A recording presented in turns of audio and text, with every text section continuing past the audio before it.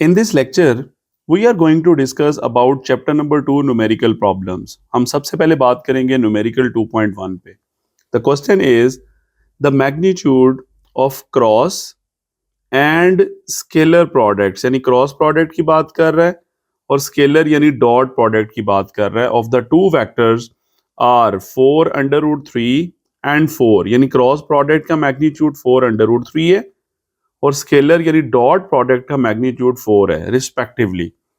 Find the angle between the vectors. तो start करते हैं. सबसे पहले लिखते हैं गिवन. गिवन में मैं यहां पर लिखूंगा सबसे पहले क्रॉस प्रोडक्ट. क्रॉस को आप वेक्टर प्रोडक्ट भी कह सकते हैं. मैग्नीट्यूड यानी क्रॉस प्रोडक्ट का हमें मैग्नीट्यूड गिवन है. अब क्रॉस प्रोडक्ट के लिए मैं लिख लेता हूं ए क्रॉस बी और ऊपर मैं लिख रहा हूं मैग्नीट्यूड का साइन. ए वेक्टर है, बी भी वेक्टर है और ये हमें कितना गिवन है 4 अंडर रूट 3. यहीं पे लिख लेता हूं 4 अंडर रूट 3. इसी तरह हमें स्केलर प्रोडक्ट भी गिवन है या डॉट प्रोडक्ट आप कह सकते हैं. Scalar product magnitude. मैग्नीट्यूड यानी हमें ये चीज बता दी गई है और ये कितनी बताई गई है इसको मैं लिख लेता हूं ए डॉट बी और मैग्नीट्यूड अब यहां पर ये लिखें या ना लिखें फर्क नहीं पड़ता क्योंकि ए डॉट बी होता ही स्केलर प्रोडक्ट है. इसमें मैग्नीट्यूड लगाना भी लाजमी नहीं है. ये हमें 4 गिवन है. हमें करना क्या है? हेडिंग बनाएंगे रिक्वायर्ड. हमें फाइंड आउट करना है एंगल बिटवीन वेक्टर्स यानी हमें क्या फाइंड आउट करना है थीटा. तो यहां पर मैं लिख लेता हूं angle between vectors that is equal to theta. हमें ये फाइंड आउट करना है. अब हम चलते हैं कैलकुलेशंस की जानिब. तो कैलकुलेशन स्टार्ट करते हैं. सबसे पहले हेडिंग बनाते हैं कैलकुलेशंस और यहां पर मैं सबसे पहले जो गिवन है दो चीजें वही लिखूंगा कि हियर हमें क्या गिवन है. नंबर 1 ए क्रॉस बी जो है मैग्नीट्यूड किसके इक्वल है 4 अंडर रूट 3. लेट्स से ये इक्वेशन नंबर 1 है और दूसरी चीज मुझे गिवन थी ए डॉट बी वेक्टर्स जो हैं इनका मैग्नीट्यूड किसके इक्वल है 4 के इक्वल. इसको मैं कह लेता हूं इक्वेशन नंबर 2. अब सिंपली मुझे तो एंगल चाहिए. अब इन दोनों को मैं डिवाइड करूंगा. कैसे डिवाइड करूंगा जरा चेक करिएगा. सबसे पहले हम लिखेंगे कि इक्वेशन 1 को हम डिवाइड कर देते हैं इक्वेशन 2 के साथ. उससे क्या होगा लेफ्ट हैंड साइड के साथ डिवाइड होगी. मतलब ए क्रॉस बी इसका magnitude divided by A dot B vectors इनका magnitude is equals to right hand side भी राइट के साथ ही डिवाइड होगी. मतलब 4 अंडर रूट 3 डिवाइडेड बाय 4. अब इन फॉर्मूलाज को ओपन कर दें. ए क्रॉस बी क्या होता है? आप फौरन कहेंगे sir A B sine theta. ये मैग्नीट्यूड है ए क्रॉस बी का. अगर मैग्नीट्यूड ना होता तो A B sine theta unit vector N भी आता साथ, लेकिन यहां पर नहीं आना. सिमिलरली ए डॉट बी क्या होता है? ए बी यानी ए और बी का magnitude multiply by cos of theta is equals to सिर्फ बचेगा अंडर रूट 3 क्योंकि ये 4 और 4 आपस में क्या हो जाएंगे कैंसल आउट हो जाएंगे. अब क्या बनेगा यहां पर ए बी का मैग्नीट्यूड ऊपर और नीचे cancel. Sine theta over cos theta किस चीज के इक्वल आएगा? आप फौरन कहेंगे sir tan theta is equals to under root 3. So theta किसके इक्वल होगा? टैन दूसरी तरफ ले जाएं that will be equals to tan inverse under root 3. और वो कौन सा एंगल है जिसपे टैन की वैल्यू अंडर रूट 3 होती है? वो होता है 60 डिग्री. या आप ये भी कह सकते हैं कि टैन 60 अंडर रूट 3 के बराबर होता है. ये आपको याद होना चाहिए. सो दिस इज द आंसर और यही चीज मैं लास्ट पे लिख दूंगा रिजल्ट में. तो यहां पर हेडिंग बनाते हैं रिजल्ट की और उसमें लिख देंगे कि सो रिक्वायर्ड एंगल. रिक्वायर्ड क्या फाइंड आउट किया हमने? Angle between the given vector या रिक्वायर्ड एंगल इज जस्ट ये लिख दें 60 degree. This is the angle between the given vectors. जो भी दो वेक्टर्स हैं उनके दरमियान एंगल कितना है 60 डिग्री. इन शॉर्ट हमने क्या किया? हमें ए क्रॉस बी का मैग्नीट्यूड गिवन था. इसी तरह हमें डॉट प्रोडक्ट का मैग्नीट्यूड भी गिवन था. हमने उन दोनों को कर दिया डिवाइड. डिवाइड करने से क्या हुआ, ये 4 कैंसिल हुए, बाकी आपके पास सिंपल tan थीटा बचा, वो √3 के इक्वल है, वहां से मैंने थीटा की वैल्यू क्या बता दी, 60 degree. This is totally about the first numerical, so simple. Numerical number 2 की बात करते हैं। इट्स अ टेक्निकल क्वेश्चन, बहुत से पढ़ाने वाले इसको मिस्टेक कर जाते हैं या शॉर्टकट से आंसर बता देते हैं। मैं इसको प्रॉपर कॉन्सेप्ट के साथ एक्सप्लेन करता हूँ। A helicopter is ascending vertically, यानी हेलीकॉप्टर क्या कर रहा है, वर्टिकली असेंड कर रहा है, मतलब ऊपर की तरफ जा रहा है। Let's say this is the position of helicopter, और वो ऊपर की तरफ मूव कर रहा है, okay, at the rate of 19.6 metre per second, यानी उसकी ऊपर को जाते हुए जो वेलोसिटी है वो 19.6 है मीटर पर सेकेंड, ओके। फिर क्या कहते हैं, when it is at the height of 156.8 metre, यानी हेलीकॉप्टर की ये जो पोजीशन है ये ग्राउंड लेवल से उसने हमें बता दी, that is 156.8 metre from the ground, okay. यानी वो ऊपर की तरफ जा रहा है और इतनी हाइट से वो क्या करने लगा है, above the ground a stone is drop, वो यहां से एक स्टोन को ड्रॉप करता है, एक पत्थर के टुकड़े को छोड़ता है, यानी फेंकता है, ड्रॉप करता है। कहता है how long does the stone take to reach the ground, वो स्टोन कितनी देर बाद नीचे ग्राउंड पे पहुंचेगा। यहां पर बहुत इंपॉर्टेंट एक कॉन्सेप्ट है कि स्टोन डायरेक्टली नीचे की तरफ नहीं आएगा। अगर कोई ये सोच रहा है कि यहां से स्टोन क्या करेगा, जो भी आपने ड्रॉप किया वो फौरन नीचे गिर जाएगा, ऐसा नहीं है। ये स्टोन क्या करेगा, सबसे पहले चूंकि जैसे ही आपने एक चीज को ड्रॉप किया है, हेलीकॉप्टर ऑलरेडी किस तरफ जा रहा था, अपवर्ड साइड पे, तो ड्यू टू इनर्शिया वो स्टोन भी पहले कुछ ऊपर की तरफ जाएगा। लेट्स से ये स्टोन था, वो पहले कुछ अपवर्ड मूव करेगा ड्यू टू इनर्शिया, क्योंकि एक चीज ऑलरेडी ऊपर की तरफ जा रही थी ना हेलीकॉप्टर, तो स्टोन भी थोड़ी सी वेलोसिटी ऊपर की तरफ जाएगा उसके साथ। कितनी वेलोसिटी के साथ, वही जो हेलीकॉप्टर की वेलोसिटी थी। हाँ, कुछ देर के बाद वो स्टोन टॉप पे पहुंचेगा, वहां पे जाके एक लम्हे के लिए रुकेगा, और फिर उसके बाद वो स्टोन वापस किधर को आएगा, नीचे ग्राउंड की तरफ। तो एक्चुअली ये उसका पाथ बनेगा कि पहले वो क्या करेगा, अपवर्ड मूव करेगा, फिर वो उसके बाद टॉप पे जाके फिर वो डाउनवर्ड नीचे की तरफ गिरना शुरू होगा। तो हमें क्या करना होगा, ये टोटल टाइम फाइंड आउट करना है जब स्टोन को ड्रॉप किया, और उसके बाद जो भी टोटल उसे टाइम लगा वापसी तक, नीचे तक पहुंचने में। हम क्या करेंगे, सबसे पहले तो कुछ डेटा लिखते हैं जो हमें बताया जा रहा है। तो मैं चलूंगा गिवन में, और गिवन में सबसे पहले हम लिख लेते हैं, हमें क्या गिवन है, 156.8 मीटर हाइट है। इनिशियल हाइट हमें गिवन है, इनिशियल हाइट, इनिशियल हाइट को मैं h1 कह लेता हूं, h1, और वो कितनी गिवन है, 156.8 metre from the ground, okay, above the ground. और हमें क्या गिवन था, इनिशियल स्पीड गिवन थी, किसकी, हेलीकॉप्टर की। तो यही मैं लिख रहा हूं यहां पे, इनिशियल स्पीड।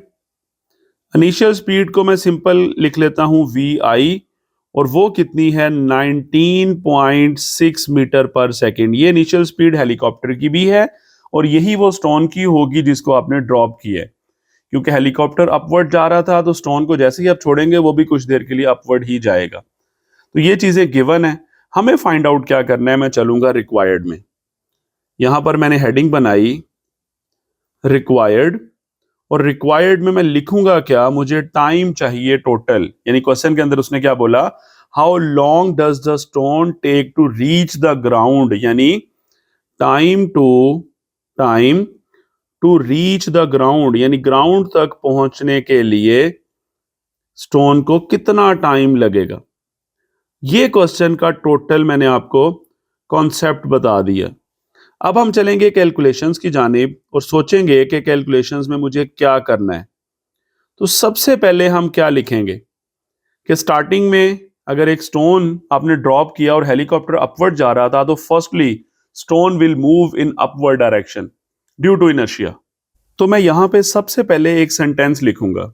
मैं यहां पर लिखूंगा कि इनिशियली के स्टार्ट में क्या होगा, इनिशियली जो स्टोन है, स्टोन मूव्स अपवर्ड।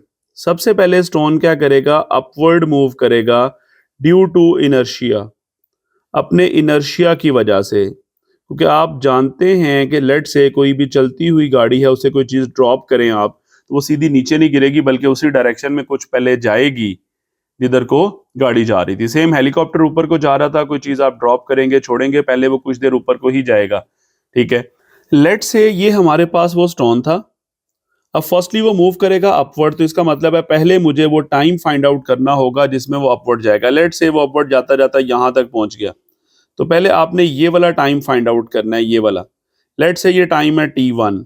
फिर उसके बाद जब वो टॉप से नीचे ग्राउंड तक वापस आएगा वो स्टोन, आपने वो टाइम भी नोट करना है नीचे आने तक का, उसको हम t2 कह देंगे। यानी एक टाइम है t1 ऊपर जाने का, फिर एक वापस होगा नीचे आने का जिसे हम t2 कहेंगे। ये 1 बाय 1 में काम करूंगा, फिर टोटल टाइम के लिए दोनों टाइम को ऐड कर देंगे। तो सबसे पहले मैं यहां पर लिखता हूं फॉर अपवर्ड टाइम, यानी अपवर्ड मूवमेंट पहले डिस्कस करते हैं कि जब स्टोन अपवर्ड जाएगा तो वो टाइम पहले हम फाइंड आउट करते हैं। उसको मैंने t1 का नाम दे दिया और ये मैंने बना ली एक हेडिंग।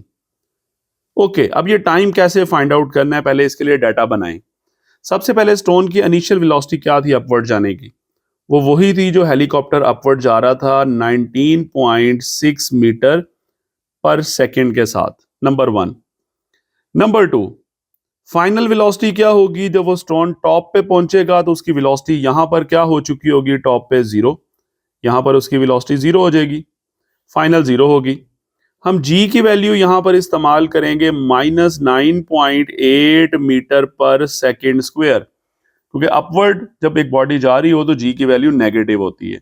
अब हम t निकाल सकते हैं बड़े आराम से। नाउ हम यूज करेंगे first equation of motion, vf is equals to vi plus gt। vf कितना है? 0। vi कितना है? 19.6 और प्लस g की वैल्यू है -9.8 और t मैं निकाल लूंगा, इसे t1 कहा हुआ है तो t1 कह दें। ओके, क्या बनेगा? 19.6 को इधर ले आए, ये बनेगा -19.6 is equal to -9.8 multiply by t1। Negative दोनों तरफ से कैंसिल। 19.6 को 9.8 के साथ डिवाइड करें तो ये रिजल्ट आपके पास आ जाएगा 2 सेकेंड्स। यानी पहला टाइम 2 सेकेंड निकलता है, ये वो टाइम है जिसमें स्टोन अपवर्ड जा रहा है, यानी ऊपर की तरफ। टाइम तो मैंने निकाल लिया। अब वापस जरा इसी डायग्राम में देखिएगा। अब मुझे t2 चाहिए। इस टाइम को फाइंड आउट करने के लिए मुझे यहां पे टॉप पे जो वेलोसिटी है वो 0 तो नजर आ रही है, लेकिन बॉटम वाली वेलोसिटी मुझे नहीं पता। तो मैं क्या करूंगा, मुझे ऐसी इक्वेशन यूज करनी है जिसमें ये फाइनल वेलोसिटी का जिक्र ना आए। तो फाइनल वेलोसिटी का जिक्र ना आने वाली इक्वेशन कौन सी होगी? सेकंड इक्वेशन, जिसमें डिस्टेंस को यूज करते हुए मैं टाइम फाइंड आउट करूंगा। लेकिन मुझे तो ये टोटल डिस्टेंस ही नहीं पता, टोटल टॉप से लेकर ग्राउंड लेवल तक कितना डिस्टेंस बनता है। अब ये टोटल डिस्टेंस निकालने के लिए मुझे नीचे वाला डिस्टेंस तो पता है, हेलीकॉप्टर की इनिशियल पोजीशन से शुरू तक का, यानी ग्राउंड से लेकर हेलीकॉप्टर की जो इनिशियल पोजीशन थी वो तो मुझे पता है 156.8 बताया गया है। लेकिन ये ऊपर वाला डिस्टेंस नहीं पता हमें, ये वाला, यानी जिस दौरान t1 जो हमने भी फाइंड आउट किया है, इसी हिस्से का डिस्टेंस भी निकाल लेते हैं ना। उसमें 156.8 ऐड करेंगे, टोटल डिस्टेंस आ जाएगा और उस डिस्टेंस को मैं इस हिस्से में इस्तेमाल करूंगा ऊपर से नीचे आते वक्त। क्या करें, सबसे पहले डिस्टेंस निकालते हैं। डिस्टेंस कौन सा डिस्टेंस है? ये अपवर्ड डिस्टेंस है। इस डिस्टेंस को मैं s1 कह रहा हूं। अब इसको फाइंड आउट मैं कैसे करूंगा? इसके लिए मैं यूज करूंगा यहां पर कौन सी इक्वेशन मैं यूज कर सकता हूं, वही डाटा दोबारा देखते हैं। vi भी मौजूद है, vf भी मौजूद है, एक्सेलरेशन भी मौजूद है, टाइम भी मैं निकाल चुका हूं। सेकंड और थर्ड में से जो मर्जी यूज कर लें। लेट से मैं कहता हूं मैं थर्ड इक्वेशन यूज करता हूं, 2g, यहां पर डिस्टेंस क्या है? s1 है, या h1 कह लें, जो मर्जी कह लें।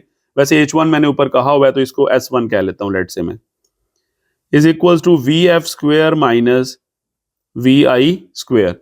सो 2 मल्टीप्लाई बाय g की वैल्यू -9.8, डिस्टेंस मुझे फाइंड आउट करना है। फाइनल वेलोसिटी 0 है और इनिशियल है 19.6 और उसका होल स्क्वायर। इसे सॉल्व कर लें। 2 मल्टीप्लाई बाय 9.8 करोगे तो ये आ जाएगा 19.6 है, साथ s1 इज इक्वल टू -19.6 का स्क्वायर है। माइनस दोनों तरफ से कैंसिल कर दें, S1 मुझे फाइंड आउट करना है तो 19.6 का स्क्वायर है ना, इसे 2 मरतबा लिख दें। ऐसा क्यों कर रहा हूं? ताकि ये जो इधर आके डिवाइड होगा ये वाला 19.6 वो एक के साथ कैंसिल हो जाए। तो डिस्टेंस आपके पास आ गया 19.6 मीटर्स। अब ये डिस्टेंस जो है मैं ऐड कर दूंगा किसमें? नीचे वाले डिस्टेंस में, यानी 156.8 में। तो ये टोटल डिस्टेंस आ जाएगा मेरे पास, यानी टॉप से लेकर ग्राउंड तक का। नाउ हाइट लिख लें, height from top to ground, यानी टॉप से लेकर जहां पे स्टोन रुका एक लम्हे के लिए, वहां से ग्राउंड तक की जो हाइट है, अब मैं वो फाइंड आउट करने जा रहा हूं। और वो किसके इक्वल होगी? गिवन हाइट h1, उसमें ये वाला वर्टिकल डिस्टेंस जो ऊपर की तरफ कवर हुआ है वो ऐड कर दें। तो 156.8 में ऐड कर दें 19.6 को, तो सबसे पहले आपका रिजल्ट आएगा 176.4 मीटर्स में। ये टोटल हाइट मैंने निकाल ली फ्रॉम द ग्राउंड, और यही हाइट मैं यूज करूंगा दूसरे वाला टाइम निकालने के लिए। यानी यहां पर ये हाइट टोटल है जिसको मैंने एज कह दिया। अब इससे मैं T2 निकाल लूंगा, तो मैं लिखूंगा जैसे ये फॉर अपवर्ड टाइम लिखा था, अब मैं लिखूंगा now for downward time, for downward time. अब डाउनवर्ड टाइम फाइंड आउट करने के लिए मैं क्या करूंगा? उसको मैं नाम दे लेता हूं T2 का। अब इस टाइम को फाइंड आउट करने के लिए क्या करें? मैंने बोला मैं सेकंड इक्वेशन यूज करूंगा, H is equal to VIT plus 1/2 GT square. सबसे पहले आपको पता होना चाहिए यहां पर वैल्यूज क्या हैं। H तो हमें ऊपर अभी मिल गया, VI की वैल्यू यहां पर 0 ली जाएगी, इसी तरह G की वैल्यू यहां पर पॉजिटिव ली जाएगी 9.8 मीटर पर सेकेंड स्क्वायर। उसकी वजह क्या है? क्योंकि जब डाउनवर्ड मोशन की बात करेंगे तो डाउनवर्ड एक बॉडी जब फॉल कर रही होती है, G की वैल्यू 9.8 होती है पॉजिटिव। और सेकेंडली इनिशियल वेलोसिटी 0 क्यों है? क्योंकि स्टोन जब टॉप पे पहुंचा था, इस डायग्राम के अकॉर्डिंग जब स्टोन यहां पर पहुंचा था तो वेलोसिटी कितनी थी? 0। और फिर उसके बाद वो नीचे की तरफ आना शुरू होगा तो वो ग्राउंड पे पहुंच जाएगा, यानी इनिशियल वेलोसिटी को यहां पर मैं 0 यूज करूंगा। तो सॉल्व कर लेते हैं। 176.4 is equal to 0 multiply by T कौन सा है? T2 है, ये T2 प्लस 1/2 G की वैल्यू आएगी 9.8 पॉजिटिव, और यहां पर भी T2 का स्क्वायर, यही मुझे फाइंड आउट करना है। तो ये बनेगा 176.4 इज इक्वल टू, ये पोर्शन खत्म हो गया, 0 मल्टीप्लाई बाय T2 0, 9.8 को 2 पे डिवाइड कर दें 4.9 आ जाएगा मल्टीप्लाई बाय T2 का square. So 176.4 divided by 4.9 is equal to T2 का स्क्वायर। तो जैसे ही आप इनको डिवाइड करेंगे 176.4 को 4.9 से, तो ये वैल्यू बनेगी 36, यानी T2 का स्क्वायर इज इक्वल टू 36 आ जाएगा। और अब आप दोनों तरफ अंडर रूट ले लें, T2 निकल आया 6 सेकेंड्स। 6 सेकेंड ये टाइम आ गया मेरे पास। पहला टाइम कितना निकाला था मैंने? 2 सेकेंड्स निकाला था अपवर्ड टाइम। डाउनवर्ड कितना निकाला मैंने? 6 सेकेंड्स निकाला। तो नाउ जो टोटल टाइम होगा, टोटल टाइम जो मुझे फाइंड आउट करना था असल में, वो इन दोनों का सम है। टोटल टाइम जो T है that is equal to T1 plus T2, यानी 2 सेकेंड प्लस 6 सेकेंड, तो मेरा रिजल्ट आ जाएगा 8 सेकेंड्स। ये मेरा टोटल रिक्वायर्ड क्या है? टाइम है बेसिकली। और यही चीज मैं लास्ट पे कहां लिखूंगा? रिजल्ट में। तो रिजल्ट में मैं हेडिंग देता हूं और यहां पर मैं लिख दूंगा कि सो रिक्वायर्ड टाइम इज, कितना निकला? 8 seconds. This is the answer. थोड़ा सा टेक्निकल क्वेश्चन था, लेंथी था, लेकिन इसका एक्चुअल कॉन्सेप्ट यही है। यानी हमने क्या किया, इस क्वेश्चन की स्टेटमेंट में हमें जो गिवन था वो ये था कि हमारे पास एक स्टोन है जो ड्रॉप होता है एक हेलीकॉप्टर से, लेकिन हेलीकॉप्टर पहले वर्टिकली अपवर्ड जा रहा था with the velocity of 19.6 metre per second. तो हमने यहां से ये कंक्लूजन निकाल लिया कि सबसे पहले क्या होगा? Stone moves upward, stone upward move करेगा पहले। तो सबसे पहले मुझे अपवर्ड टाइम फाइंड आउट करना पड़ा। अपवर्ड टाइम को मैंने फाइंड आउट किया, उसके बाद मैंने डिस्टेंस को भी फाइंड आउट किया अपवर्ड वाला, और फिर उसमें मैंने पहले वाला जो इनिशियल डिस्टेंस था ग्राउंड वाला, ग्राउंड से हेलीकॉप्टर की जो इनिशियल पोजीशन थी, वो डिस्टेंस इसमें ऐड किया। टोटल हाइट आ गई आपके पास ग्राउंड से, और फिर उसको यूज करते हुए मैंने डाउनवर्ड टाइम को फाइंड आउट किया, और उसके बाद मैंने दोनों टाइम को ऐड किया और मेरे पास क्या आ गया, टोटल आंसर आ गया। This is totally about this numerical. और आई रिपीट अगेन, बहुत से पढ़ाने वाले लोग इसको शॉर्टकट से आपको बहुत जल्दी आंसर तो ये निकाल देंगे, लेकिन वो एक्चुअल तरीका नहीं है। न्यूमेरिकल नंबर 3 की बात करते हैं।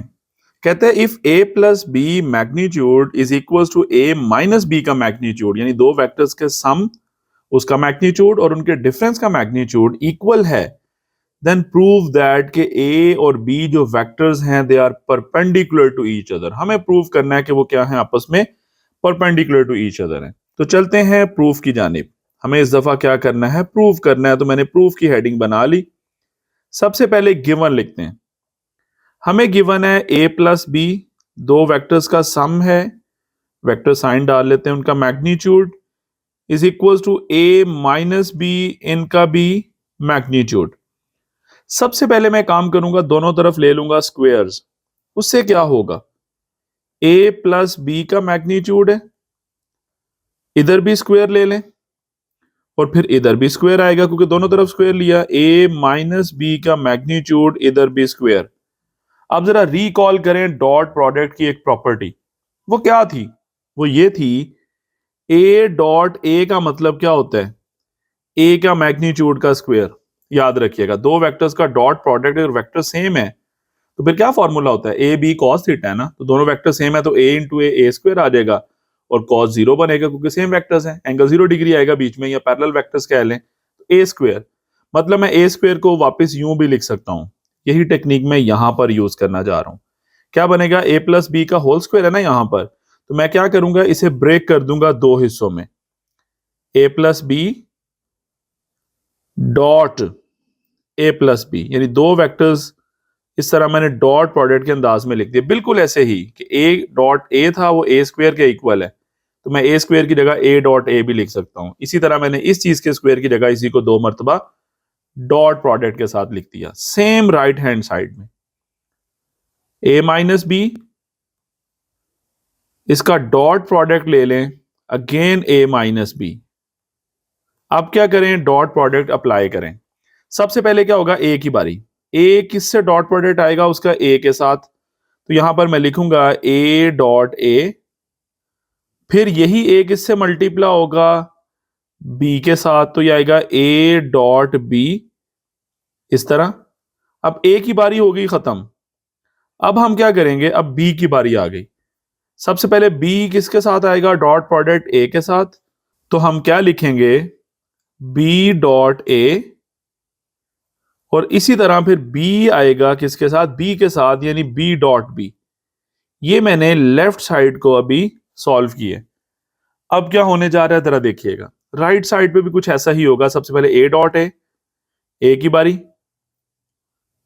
फिर इसी तरह a मल्टीप्लाई होगा b के साथ, यानी डॉट प्रोडक्ट की बात हो रही है, तो क्या होगा, a इंटू माइनस बी है तो माइनस साइन आ जाएगा a डॉट b। फिर माइनस b जब a से होगा तो आ जाएगा माइनस b डॉट a, और फिर ये माइनस माइनस प्लस हो जाएगा, b इंटू बी आ जाएगा b डॉट b। अब जरा सोचें ये चीजें क्या बनती हैं। सबसे पहले कुछ सिमिलर टर्म्स दोनों तरफ से कैंसिल कर दें, जैसे ये a डॉट a यहां पर भी आ रहा है और दूसरी साइड पे भी आ रहा है, b डॉट b यहां पर भी आ रहा है, दूसरी साइड पे भी आ रहा है, सेम साइन के साथ। अब बाकी देख लें। अब हम जानते हैं a डॉट b हो या b डॉट a, बात तो एक ही है ना, दोनों सेम होते हैं क्योंकि कम्यूटेटिव होता है डॉट प्रोडक्ट। तो इसको मैं कह सकता हूं 2 टाइम्स a डॉट b, क्योंकि a डॉट b और b डॉट a सेम है, दोनों सेम टर्म्स हैं, ऐड होके 2 टाइम्स आ गई। राइट साइड पे ये माइनस है और ये भी माइनस है, तो अब इन दोनों में भी क्या होगा, बेसिकली ये भी a डॉट b है और b डॉट a सेम है, तो इसका मतलब ये भी 2 टाइम्स आ जाएगा माइनस के साथ a डॉट b। ये चीज आ गई। अब क्या करें, इधर -2 है, इधर +2 है, यानी ये सारी टर्म को इधर ले आए, इधर आके ये पॉजिटिव हो जाएगी, तो ये बनेगा 2 times a dot b plus 2 times a dot b। Is equal to क्या बचा 0।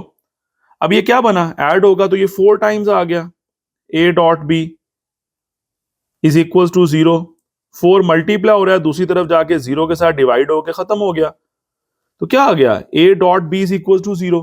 तो भाई दो वेक्टर्स का डॉट प्रोडक्ट 0 आ रहा है, इसका मतलब क्या होगा, ये परपेंडिकुलर वेक्टर्स हैं, क्योंकि हमने यही तो प्रॉपर्टी पढ़ी थी कि वेक्टर्स अगर परपेंडिकुलर हो तो उन्हीं का डॉट प्रोडक्ट क्या होता है, 0 के इक्वल होता है।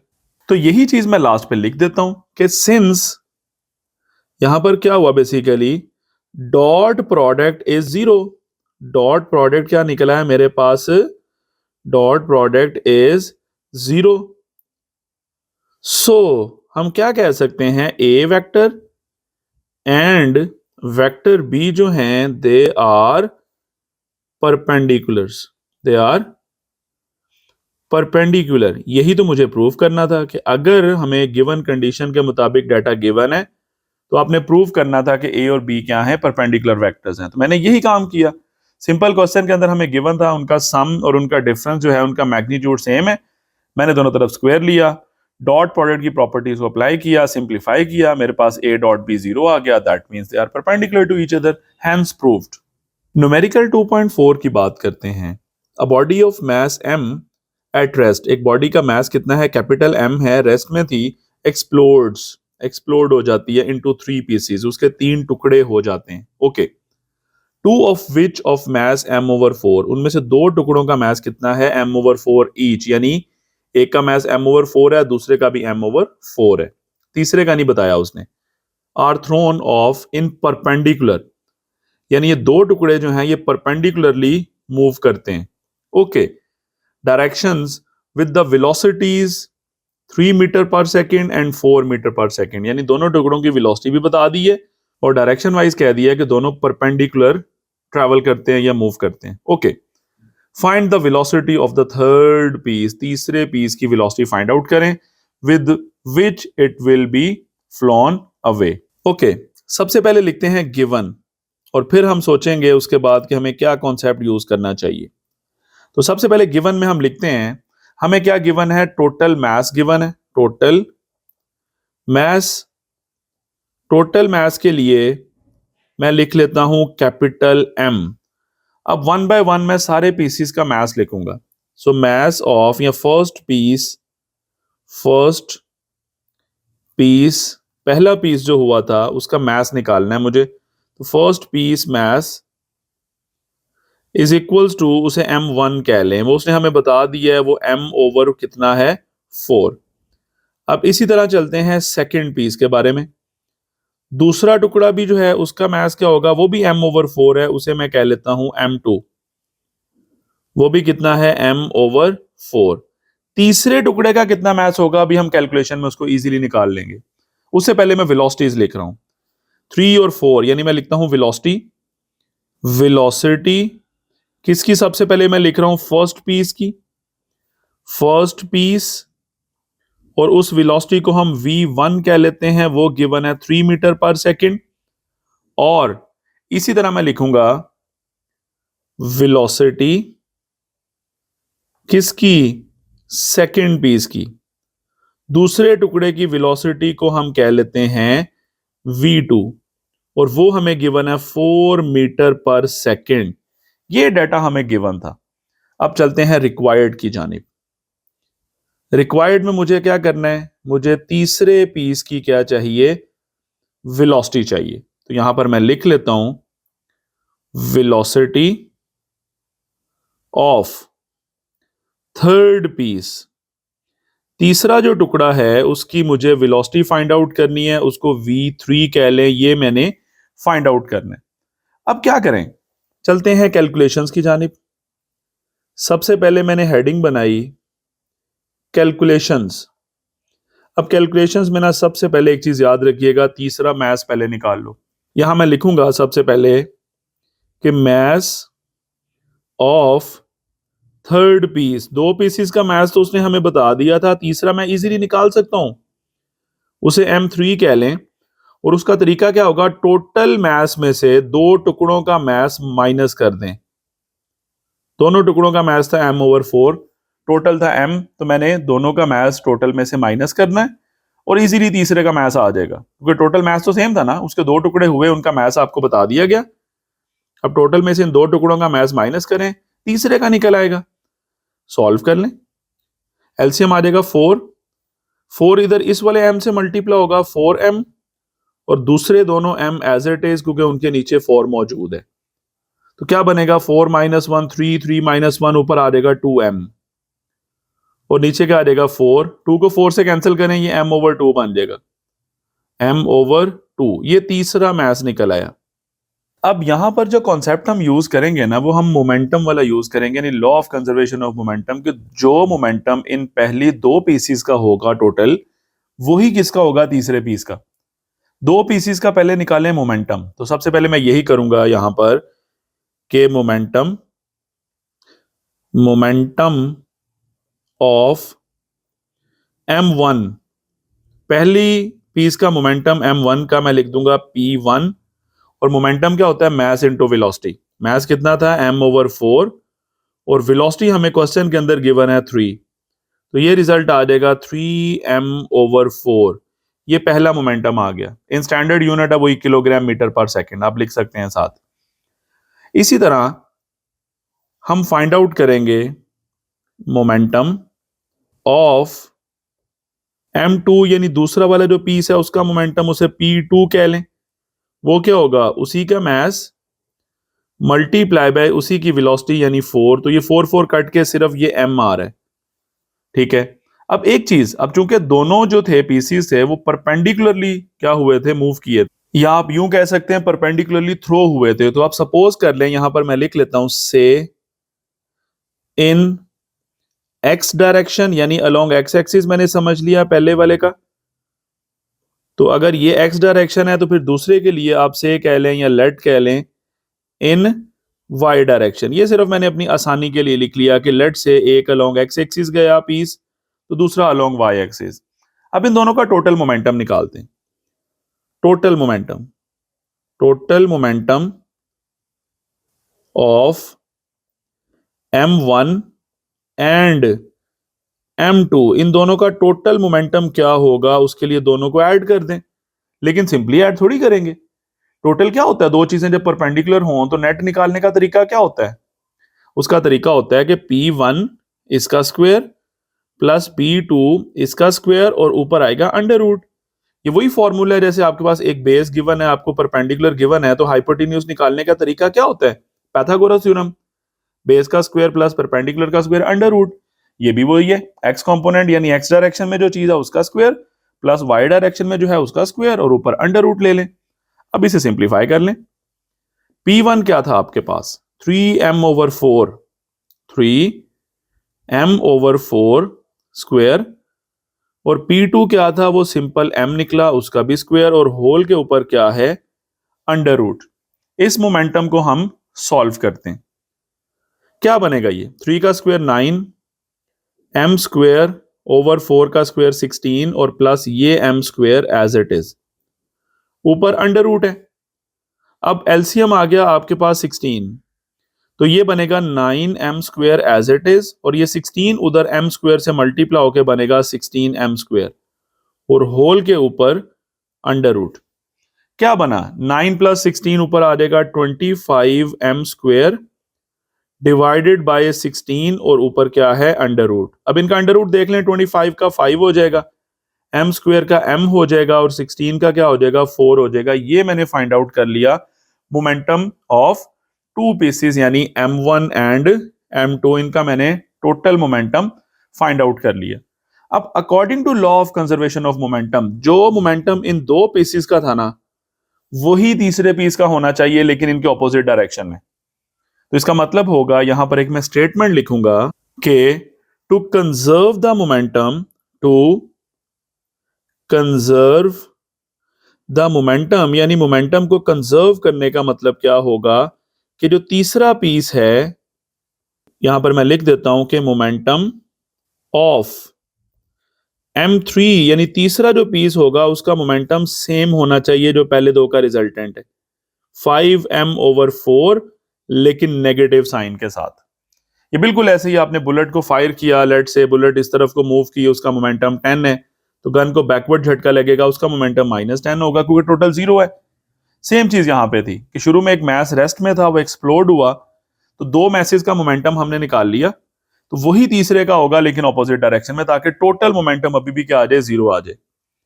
अब ये मेरे पास क्या आ चुका है, मोमेंटम आ चुके हैं। अब इसी मोमेंटम को यूज करते हुए मैं वेलोसिटी फाइंड आउट कर सकूंगा, क्योंकि मुझे तो वेलोसिटी चाहिए थी ना। नाउ फॉर v3 यानी वेलोसिटी ऑफ थर्ड मास, क्या फॉर्मूला यूज होगा, मोमेंटम का ही। तो ये मोमेंटम लेट से जो भी मैंने फाइंड आउट किया है, इसको नाम दे लें से p, इसको मोमेंटम को मैंने p का नाम दे दिया सिंपली। तो क्या फॉर्मूला होगा, p is equal to mass कितना था m/2 तीसरे वाले पीस का, और मल्टीप्लाई बाय वेलोसिटी क्या थी v3। m/2 हमने शुरू कैलकुलेशन में भी निकाला था। सॉल्व कर ले, मोमेंटम मैंने निकाला -5m/4 is equal to m/2 multiply by v3। दोनों तरफ से m तो कैंसिल हो गया, सिर्फ 2 इधर लाके मल्टीप्लाई करवा दें, तो -5 multiply by 2 divided by 4 is equal to v3। तो ये क्या बनेगा आपके पास, सिंप्लीफाई कर लें, 2 2s आर 4 होता है, तो 5/2 करेंगे, आपके पास ये रिजल्ट आ जाएगा माइनस के साथ 2.5 मीटर पर सेकेंड। और यहां पर जो नेगेटिव साइन है वो हमें क्या बता रहा है, वो हमें ये बता रहा है कि जो पहले दो मैसेज की वेलोसिटीज थी ना, वो 3 और 4 थी, उन दोनों का जो रिजल्टेंट है ना, उसके ऑपोजिट डायरेक्शन में ये तीसरे मैच की क्या होगी, वेलोसिटी होगी। अब चाहें तो ये लाइन यहां पर लिख भी सकते हैं, मैं रिजल्ट में लिखूंगा, अभी हेडिंग बनाते हैं रिजल्ट। सो रिक्वायर्ड वेलोसिटी, यानी हमने वेलोसिटी फाइंड आउट की है थर्ड वाले मैच की, इज -2.5 मीटर पर सेकेंड। और यहां पर मैं लिख देता हूं कि नेगेटिव साइन, क्या चीज, नेगेटिव साइन मीन्स दैट के direction of velocity of third mass is क्या होगी, ऑपोजिट होगी।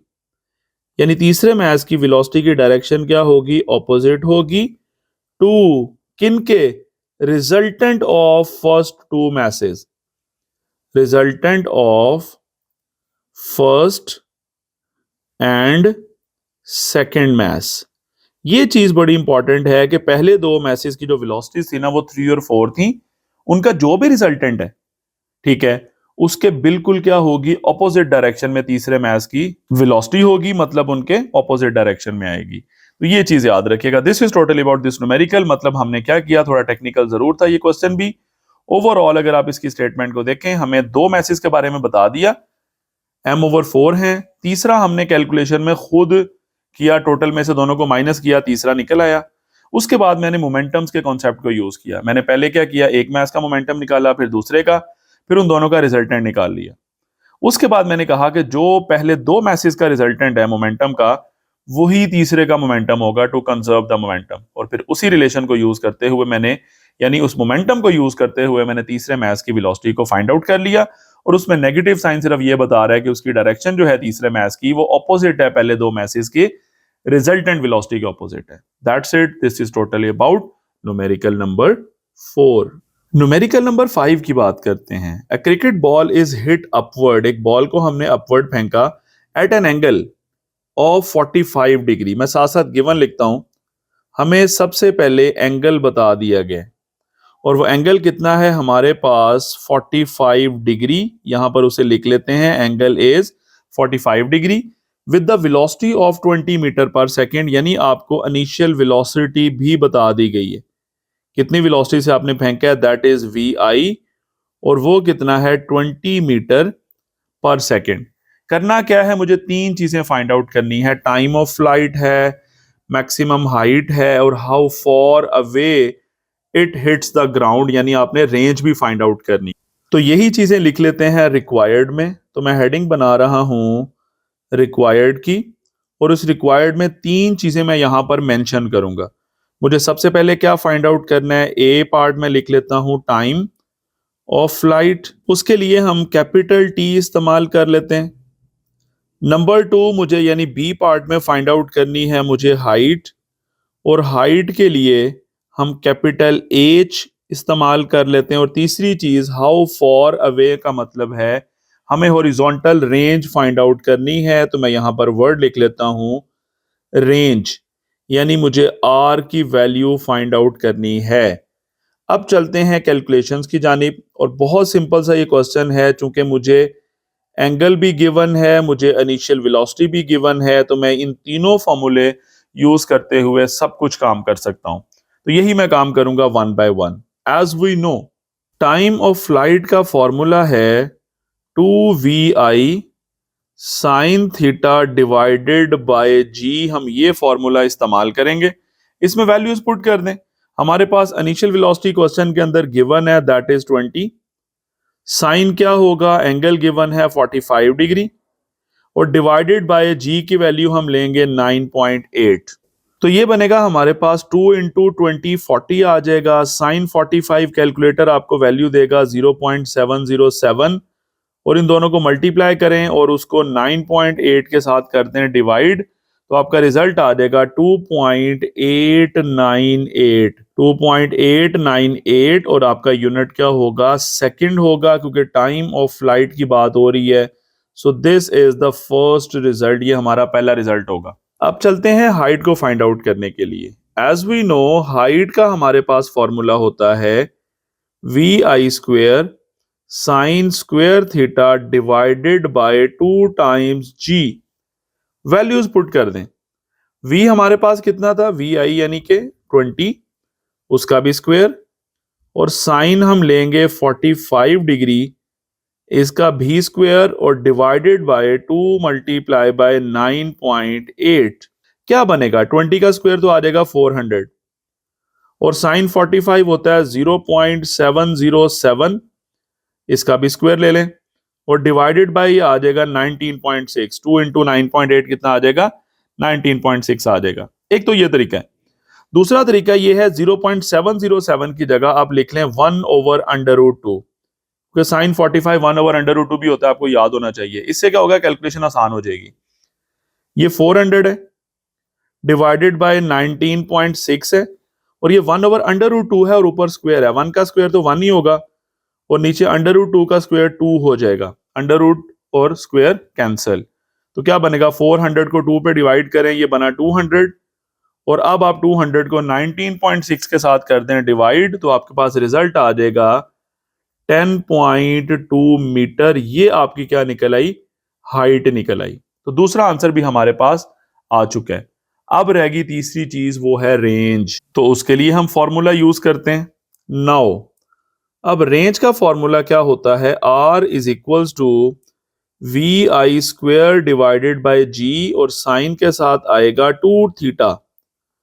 तो वी आई स्क्वेयर का मतलब है 20 का स्क्वेयर डिवाइडेड बाय 9.8, और साइन के साथ आ जाएगा 2 इंटू थीटा का मतलब है 45 डिग्री। तो ये क्या बना, बेसिकली 20 का स्क्वायर आ गया 400 डिवाइडेड बाय 9.8, और मल्टीप्लाई बाय साइन के साथ आ जाएगा 90 डिग्री, और साइन 90 तो 1 होता है। तो इसका मतलब सिंपल, 400 को 9.8 से करें डिवाइड, आपके पास आ जाएगा 40.8, और मल्टीप्लाई बाय साइन 90 की वैल्यू 1, उससे कोई फर्क नहीं पड़ेगा। 40.8 मीटर आपके पास क्या चीज आ जाएगी, रेंज आ जाएगी।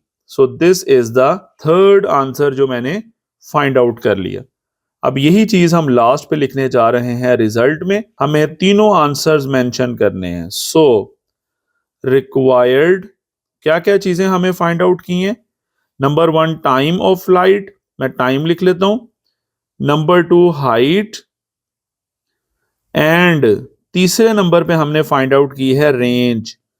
अब इसी ऑर्डर में लिख देता हूं आर। सबसे पहले हमने क्या फाइंड आउट किया, टाइम 2.898 सेकेंड्स। हाइट हमने कितनी फाइंड आउट की थी, 10.2 मीटर्स, एंड रेंज हमने अभी फाइंड आउट की 40.8 मीटर रिस्पेक्टिवली। रिस्पेक्टिवली, ये हमारा क्या होगा, रिजल्ट होगा। यानी हमने क्या किया, हमें इस क्वेश्चन के अंदर इनिशियल वेलोसिटी और एंगल गिवन था, हमने वही यूज करते हुए सबसे पहले टाइम ऑफ फ्लाइट का फॉर्मूला यूज किया, सॉल्व किया, फिर हमने उन्हीं दो चीजों को यूज करते हुए हाइट निकाल ली, और फिर उन्हीं दो चीजों को यानी इनिशियल वेलोसिटी और एंगल को यूज करते हुए रेंज को भी इजीली फाइंड आउट कर लिया, और यही मैंने लास्ट पे रिजल्ट में लिख दिया। So simple. न्यूमेरिकल 2.6 की बात करते हैं। 20 ग्राम बॉल, हमें मास गिवन है। सबसे पहले साथ साथ डाटा लिख लेते हैं। गिवन की मैंने हेडिंग बनाई, यहां पर मैं लिखूंगा मास, और मास हमें कितना बताया गया है, 20 ग्राम। इसे 1000 पे डिवाइड कर लें, 0.02 किलोग्राम क्या बन गया, मास। फिर क्या कहते हैं, ball hits the wall of the squash court या squash court with a constant force of 50 newton. Force हमें बता दिए, फोर्स कितनी बताई गई है, 50 newton. Okay, if the time of the impact, यानी हमें टाइम बता दिया गया है कि कितनी देर के लिए फोर्स लगी है, उस टाइम के लिए मैं डेल्टा टी लिख लेता हूं, और वो है 0.50 सेकेंड्स। फाइंड द इम्पल्स, आपने इम्पल्स को फाइंड आउट करना है, यानी चलते हैं रिक्वायर्ड में, और रिक्वायर्ड में मैं एक हेडिंग बनाऊंगा यानी रिक्वायर्ड की, और उसमें मैं लिख दूंगा मुझे फाइंड आउट क्या करना है, इम्पल्स। और इम्पल्स के लिए सिंबॉलिकली हम क्या लिख लेते हैं, आई। अब चलेंगे कैलकुलेशंस में। तो सबसे पहले हेडिंग बनाते हैं कैलकुलेशंस। अब कैलकुलेशंस में हम क्या फॉर्मूला यूज करेंगे, हम सिंपल इम्पल्स का ही फॉर्मूला यूज करेंगे कि इम्पल्स किसके इक्वल होती है, फोर्स मल्टीप्लाई बाय टाइम, यानी इसे आप चेंज इन मोमेंटम भी कह सकते हैं। फोर्स हमें क्वेश्चन के अंदर 50 गिवन थी, मल्टीप्लाई बाय 0.50 कर लें और आपका आंसर आ जाएगा 25 Newton into second. Force Newton में, टाइम सेकेंड में, तो इम्पल्स की वैल्यू आ गई 25 न्यूटन सेकेंड, और यही हमारा होगा रिजल्ट होगा, जिसको मैं लास्ट पे मेंशन कर देता हूं। सो रिजल्ट यहां पर लिख देते हैं कि सो इम्पल्स इज या required impulse is 25 Newton second. बहुत सिंपल ये क्वेश्चन था। हमें क्वेश्चन के अंदर क्या क्या गिवन था, मास गिवन था, उसके अलावा फोर्स गिवन थी, और हमें टाइम गिवन था। तो फोर्स और टाइम सिर्फ यूज हुए, मल्टीप्लाई किया, हमारे पास इंपल्स आ गई। This is total about this numerical, so simple. Numerical number 7 की बात करते हैं। A ball is kicked bye a footballer, the average force on the ball, हमें फोर्स की वैल्यू गिवन है, एंड द इम्पैक्ट लास्ट, यानी कितनी देर के लिए इंपैक्ट होता है, वो टाइम भी गिवन है 0.25। हमें दो चीजें गिवन है, पहले तो लिखते हैं, फिर देखते हैं हमने करना क्या है। तो मैंने गिवन की हेडिंग बनाई। सबसे पहले एक चीज हमें बता दी गई है, फोर्स एफ, और कितनी है 240 न्यूटन, और दूसरी चीज हमें टाइम ऑफ इंपैक्ट, यानी कितनी देर के लिए वो फोर्स लगी है, उसे आप डेल्टा टी कह लें, वो गिवन है 0.25 सेकेंड्स। दो चीजें बता दी गई हैं। पूछ क्या रहा है, नंबर 1 कैलकुलेट करें चेंज इन मोमेंटम, और नंबर 2 कहते हैं state the direction of the change in momentum. और वैसे उसने आगे ना खुद ही आंसर भी लिख दिया हुआ बुक में, ये प्रिंटिंग मिस्टेक है, एक्चुअली ये आंसर है कि the direction of change in momentum वही होती है जिधर को आपने अप्लाइड फोर्स लगाई है, यानी जो फोर्स लगाई है। तो सिंपल, ये आंसर आपके सामने मेंशन है, सिर्फ चेंज इन मोमेंटम मैं निकाल देता हूं। तो चलते हैं रिक्वायर्ड में। रिक्वायर्ड में हमें दो चीजें वैसे वो पूछ रहे हैं। एक चीज उसने हमसे पूछी change in momentum. So change in momentum के लिए मैं डेल्टा पी का वर्ड इस्तेमाल कर लेता हूं। मोमेंटम पी होता है, चेंज का मतलब डेल्टा। और number 2 direction of change in momentum, direction of change in momentum, मुझे डायरेक्शन भी बतानी है। इसके आगे भी हम लिख लेते हैं क्वेश्चन मार्क। अब चलते हैं कैलकुलेशंस की जानिब। सो हेडिंग बनाते हैं सबसे पहले कैलकुलेशंस, और कैलकुलेशंस में सबसे पहले तो चेंज इन मोमेंटम का फॉर्मूला यूज करें। As we know change in momentum का मतलब होगा फोर्स मल्टीप्लाई बाय टाइम, यानी वही इंपल्स वाली बात है। फोर्स हमें कितनी गिवन है यहां पर 240 और टाइम कितना है 0.25। आप सिंपली इन दोनों को मल्टीप्लाई करें, आपके पास रिजल्ट आ जाएगा 60। तो यहां पर मैं लिख देता हूं 60 और न्यूटन सेकंड वही जो मोमेंटम का यूनिट है। So change in momentum is 60 newton second. अब दूसरी चीज थी डायरेक्शन, तो आप लिखेंगे direction is same in which force is applying, या direction is same as applied force. So यहां पर मैं लिख देता हूं कि डायरेक्शन जो उसने हमें पूछा था वो सेंटेंस में कॉपी कर रहा हूं, ऑफ चेंज इन मोमेंटम, यानी direction of change in momentum is the same, is the same as the direction of applied force, direction of applied force। ये कोई नई वर्डिंग नहीं है, ये क्वेश्चन के अंदर भी कॉपी हुई थी, वही समझ लें। यानी ये क्वेश्चन के अंदर अगर आप देखें तो उसमें लिखा हुआ था उसने direction of change in momentum is the same as the direction of applied force, यानी यहां तक आप आंसर में लिख देंगे और यही आपका सारा रिजल्ट है। यानी मैंने चेंज इन मोमेंटम भी निकाल दिया और उसकी डायरेक्शन के बारे में भी बता दिया। आप ज्यादा से ज्यादा एंड पे क्या कर सकते हैं, रिजल्ट की हेडिंग बना के यही चीज दोबारा लिख सकते हैं कि so change in momentum is 60 and the direction is the same as the direction of applied force. So this is totally about numerical number 7, जिसमें मेन चीज थी चेंज ऑफ मोमेंटम निकालना था, फोर्स गिवन थी, टाइम भी given था, multiply करें change in momentum आ गया, दैट्स इट। न्यूमेरिकल 8 की बात करते हैं। An aeroplane moving horizontally, aeroplane क्या है, हॉरिजॉन्टली मूव कर रहा है यानी फ्लाई कर रहा है actually, at the speed of 200 metre per second at the height of 8 kilometre. यानी एक प्लेन है लेट से, यहां पर वो इस तरफ को जा रहा है कितनी वेलोसिटी के साथ, 200 के साथ, और उसकी जो ग्राउंड से हाइट है ना, लेट से ग्राउंड लेवल है और ये हाइट हमें बता दी गई है 8 किलोमीटर यानी 8000 metre. Okay, drop a bomb, यानी यहां से एक बॉम्ब को ड्रॉप करता है। अब आप सिंपल जानते हैं वो बॉम्ब सीधा नीचे नहीं आएगा, बल्कि उसकी वेलोसिटी कितनी है, जो एक प्लेन की वेलोसिटी है 200, तो बॉम्ब आगे की तरफ जाएगा और उसके बाद मूव करता करता वो कहां पहुंचेगा, ग्राउंड लेवल पे पहुंचेगा, यानी अपने टारगेट पे। तो ये आपके सामने एक सिंपल मैंने स्केच बना दिया, यानी ये एक प्रोजेक्टाइल मोशन का केस है और ये हॉरिजॉन्टल केस है। ठीक है, अब हमने करना क्या है, कहता है फाइंड द हॉरिजॉन्टल डिस्टेंस। आपने हॉरिजॉन्टल डिस्टेंस निकालना है एक्चुअली, ये वाला डिस्टेंस। लेट से ये डिस्टेंस x है और ये डिस्टेंस का फॉर्मूला क्या होगा, x is equal to vt horizontal velocity multiply by time of flight. अब यहां पर टाइम ऑफ फ्लाइट कैसे निकालेंगे, सबसे इंपॉर्टेंट चीज है, क्योंकि ये फॉर्मूला तो मैंने अभी आपको बता दिया कि हॉरिजॉन्टल डिस्टेंस है, इसका मतलब है हॉरिजॉन्टल वेलोसिटी यानी वेलोसिटी इनिशियल जो भी है उसका x कंपोनेंट वो वही है, क्योंकि हॉरिजॉन्टली आपने थ्रो किया है वो है ही x कंपोनेंट है, वर्टिकल कंपोनेंट वहां पे 0 है। मल्टीप्लाई बाय हम क्या करेंगे, इसी को टाइम के साथ, असल इशू है टाइम निकालना है।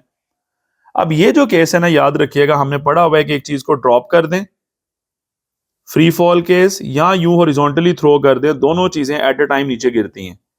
तो ये केस जो है basically it is just like a free fall motion, और फ्री फॉल मोशन का मतलब है स्ट्रेट लाइन मोशन वाला कंपैरिजन, यानी आप इक्वेशन ऑफ मोशन यहां पर यूज कर सकते हैं। ये मैंने एक कॉन्सेप्ट आपको डिलीवर किया। अब हम देखते हैं इसको करना कैसे है, वन बाय वन लिखते हैं। सबसे पहले डाटा हेडिंग बनाते हैं यहां पर गिवन की, और यहां पर सबसे पहले मैं लिखूंगा हॉरिजॉन्टल वेलोसिटी जो स्टार्ट में गिवन है, यहां पर लिख लेते हैं हॉरिजॉन्टल वेलोसिटी।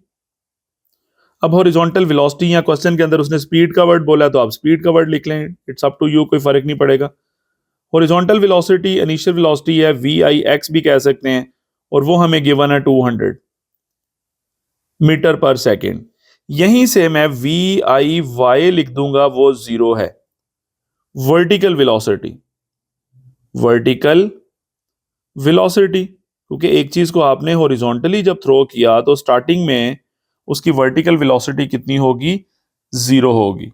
ओके, हाइट कितनी है, 8 किलोमीटर, वो भी लिख लें। हाइट हमें बता दी गई है 8 किलोमीटर्स यानी 8000 मीटर्स, और चूंकि ऊपर से नीचे की तरफ एक चीज आ रही है तो जी की वैल्यू हम यहां पर लेंगे positive 9.8 metre per second square. ये सारा कुछ गिवन है। अब चलेंगे हम रिक्वायर्ड की जानिब।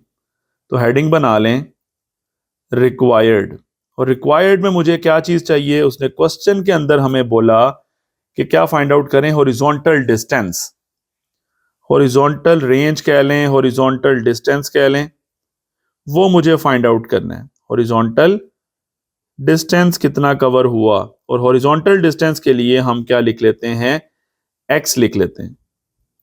ये मुझे फाइंड आउट करना है। Now move to calculations, now move to calculations. अब कैलकुलेशंस में फॉर्मूला मैंने आपको पहले ही बता दिया कि एक्स क्या होगा, डिस्टेंस का फॉर्मूला होता है वेलोसिटी इनटू टाइम।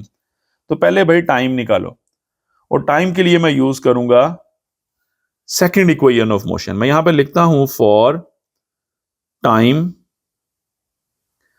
टी कह लेता हूं मैं उसे, और मैं यूज करूंगा सेकंड इक्वेशन ऑफ मोशन, यानी एच इज इक्वल टू क्या होती है, वैसे पहले लिख लें V I T plus 1/2 G T square. अब यहां पे वी आई वाई लिखूंगा मैं, वजह यह है कि हाइट की बात हो रही है, यानी वर्टिकल हाइट है, तो यहां पर इनिशियल वेलोसिटी का भी वर्टिकल कंपोनेंट आएगा, याद रखिएगा। और सेकेंडली मैंने फर्स्ट इक्वेशन क्यों यूज नहीं की, क्योंकि फर्स्ट इक्वेशन में भी फाइनल वेलोसिटी आती है, थर्ड में भी आती है, वो हमारे पास है ही नहीं। हमारे पास तो सिर्फ इनिशियल वेलोसिटी थी, उसी का एक्स कंपोनेंट 200 है, वाई 0 है। वैल्यूज को सब्स्टिट्यूट कर दें। हाइट कितनी है 8000, 8 किलोमीटर, इज इक्वल टू ये 0 है, और टाइम साथ एज इट इज, प्लस 1/2, और जी की वैल्यू है 9.8, और साथ T square as it is. क्या बनेगा ये हिस्सा तो बन गया 0, 9.8 को 2 पे डिवाइड कर दें 4.9 आएगा, और साथ T square is equal to 8000। अब आप क्या करें, 4.9 को इधर लाके करवा दें डिवाइड, क्या बनेगा, is equal to T square as it is. तो अकॉर्डिंग टू कैलकुलेटर ये रेशो आपको जो आंसर देगी ना, यानी टी स्क्वेयर की वैल्यू निकलेगी 1632.65। अब आप दोनों तरफ अंडर रूट ले लें, आपके पास टाइम की वैल्यू आ जाएगी 40.41 सेकेंड्स। ये हमारे पास आ गया सबसे पहले टाइम। अब आप easily horizontal distance find out कर सकते हैं, यानी आप फॉर्मूला यूज करेंगे x is equal to V T. अब चूंकि x हॉरिजॉन्टल डिस्टेंस है तो वेलोसिटी भी कौन सी आएगी, हॉरिजॉन्टल आएगी, यानी इनिशियल वेलोसिटी का x कंपोनेंट, और वो हमें क्वेश्चन के अंदर ही गिवन है 200 हॉरिजॉन्टल वेलोसिटी थी।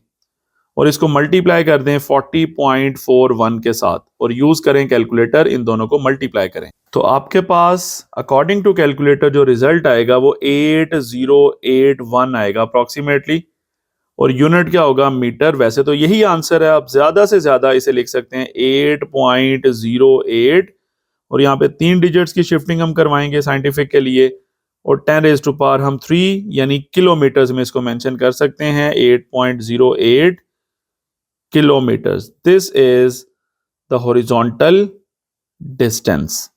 यही चीज मैं लास्ट पे क्या लिखने लगा हूं, रिजल्ट में। तो यहां पर मैं लिखूंगा कि सो horizontal distance is horizontal distance is कितना हमने फाइंड आउट कर लिया, 8.08 kilometre. This is the answer. In short हमने इस क्वेश्चन के अंदर क्या किया, हमें इस क्वेश्चन के अंदर इनिशियल वेलोसिटी गिवन थी हॉरिजॉन्टली, हमें हाइट भी गिवन थी। हमने क्या किया, सबसे पहले वही हाइट को यूज करते हुए टाइम को फाइंड आउट किया। मैंने सेकंड इक्वेशन को यूज किया, टाइम निकला, और उसके बाद इसी टाइम को यूज करते हुए उसने हमसे पूछा क्या था, हॉरिजॉन्टल डिस्टेंस या हॉरिजॉन्टल रेंज फाइंड आउट करो। मैंने वो हॉरिजॉन्टल डिस्टेंस फाइंड आउट कर लिया, that is 8.8 kilometre. This is totally about this numerical. Numerical number 9 की बात करते हैं। Why does the range of a projectile remain the same when the angle of the projection is changed to from theta to theta dash, जो कि 90 minus theta, यानी angle theta से 90 minus theta कर दें तो आपके पास रेंज क्यों same आती है, नंबर 1। और नंबर 2 कहता है also show that for complementary angles, यानी ऐसे दो एंगल्स जिनका सम 90 डिग्री हो ऑफ द प्रोजेक्शन, ये रेंज और नई वाली रेंज जो है उनकी रेशो क्या होगी, 1 के इक्वल होगी। ओके, कैसे करेंगे? यहां पर मैं वर्ड लिखवाऊंगा आंसर। मैं आंसर लिखने जा रहा हूं। सबसे पहले हिस्से का आंसर लिखता हूं। वो आंसर क्या है कि as theta plus theta dash, ये दो एंगल्स हैं, इनको ऐड करके चेक करें। थीटा क्या है आपके पास, थीटा है, और थीटा डैश क्या है, वो 90 माइनस थीटा है।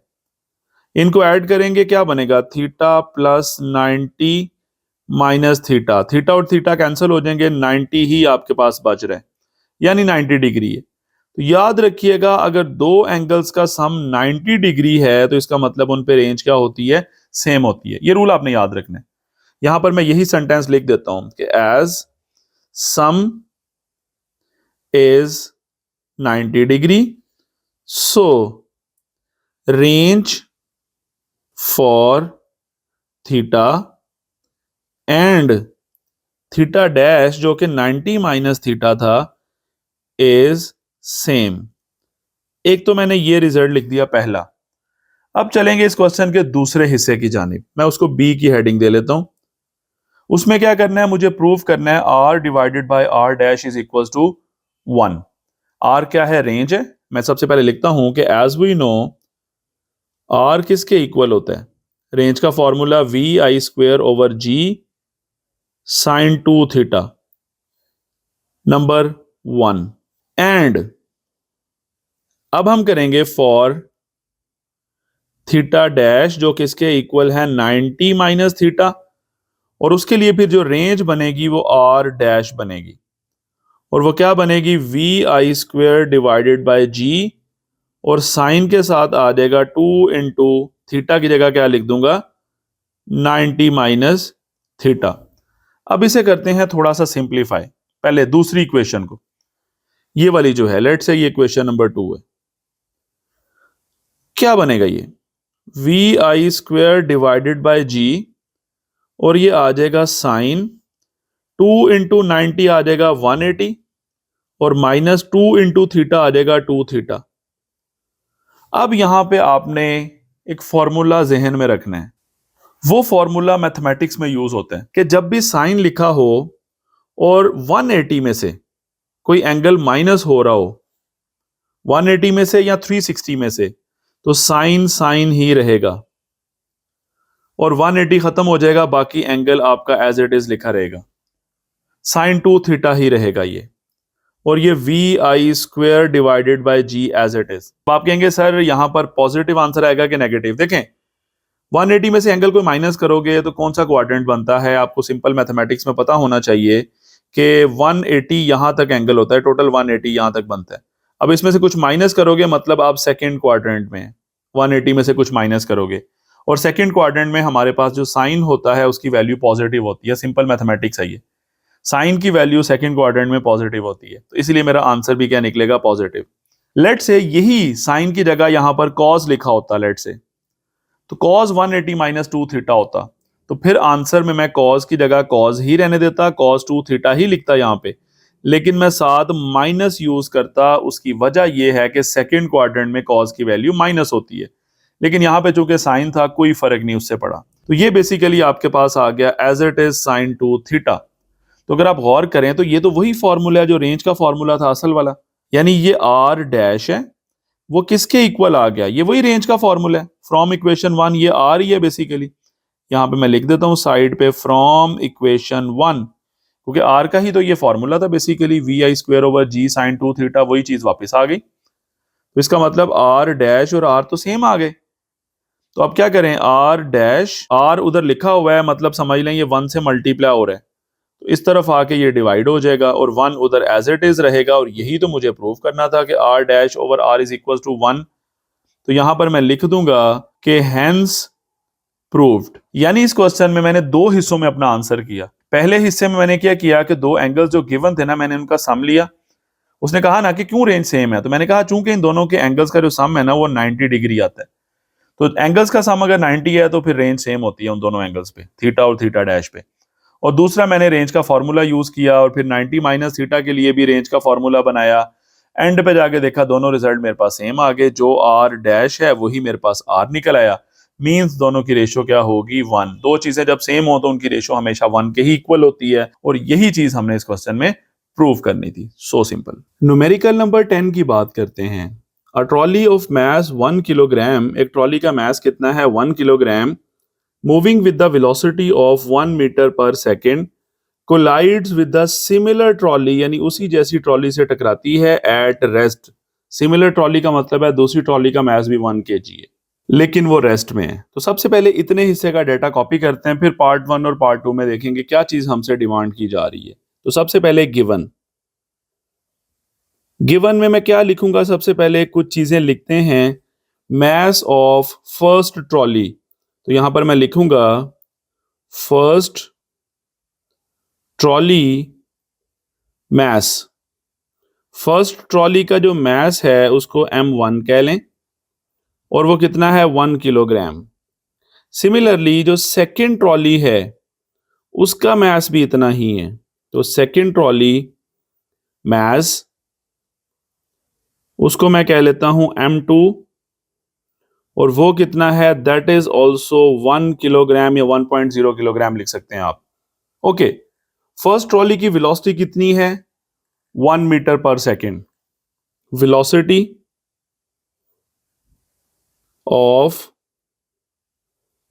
फर्स्ट ट्रॉली या वेलोसिटी ऑफ m1 लिख लें। वेलोसिटी ऑफ m1 यानी पहले वाले ट्रॉली जिसका मास m1 है उसकी वेलोसिटी को v1 कह लें, 1 मीटर पर सेकेंड। और वेलोसिटी ऑफ सेकेंड ट्रॉली यानी m2 उसको v2 कह लें, और वो कितनी है हमारे पास 0। ये हमारे पास इनिशियल डाटा है, यानी initial velocity 1 metre per second है, दूसरी ट्रॉली की 0 है, दोनों का मास 1 किलोग्राम है। ये कोलाइड करती हैं आपस में, यानी पहली ट्रॉली दूसरे से कोलाइड करेगी। फिर क्या होगा, दो पार्ट्स में हमें कुछ चीजें बताई जा रही हैं, कुछ पूछी जा रही हैं। सबसे पहले part 1, after the collision first trolley comes to rest, यानी पहली ट्रॉली की आफ्टर कोलिजन वेलोसिटी कितनी हो गई 0, और सेकंड जो है वो स्टार्ट करेगी 1 मीटर पर सेकंड की वेलोसिटी के साथ इन द सेम डायरेक्शन। और मुझे शो करना है कि this example is an elastic collision example. तो सबसे पहले डाटा लिखते हैं मजीद पार्ट 1, यहां पर मैं हेडिंग देता हूं, गिवन के अंदर ही मैं हेडिंग दे रहा हूं, यानी फर्स्ट पार्ट के अंदर कुछ और बता रहा है कि आफ्टर कोलिजन, यहां पर मैं लिखता हूं आफ्टर कोलिजन फर्स्ट मास की वेलोसिटी कितनी हो जाती है 0। वेलोसिटी ऑफ फर्स्ट ट्रॉली यानी m1 जो है उसकी velocity after collision v1 dash कह लें, वो 0 हो गई।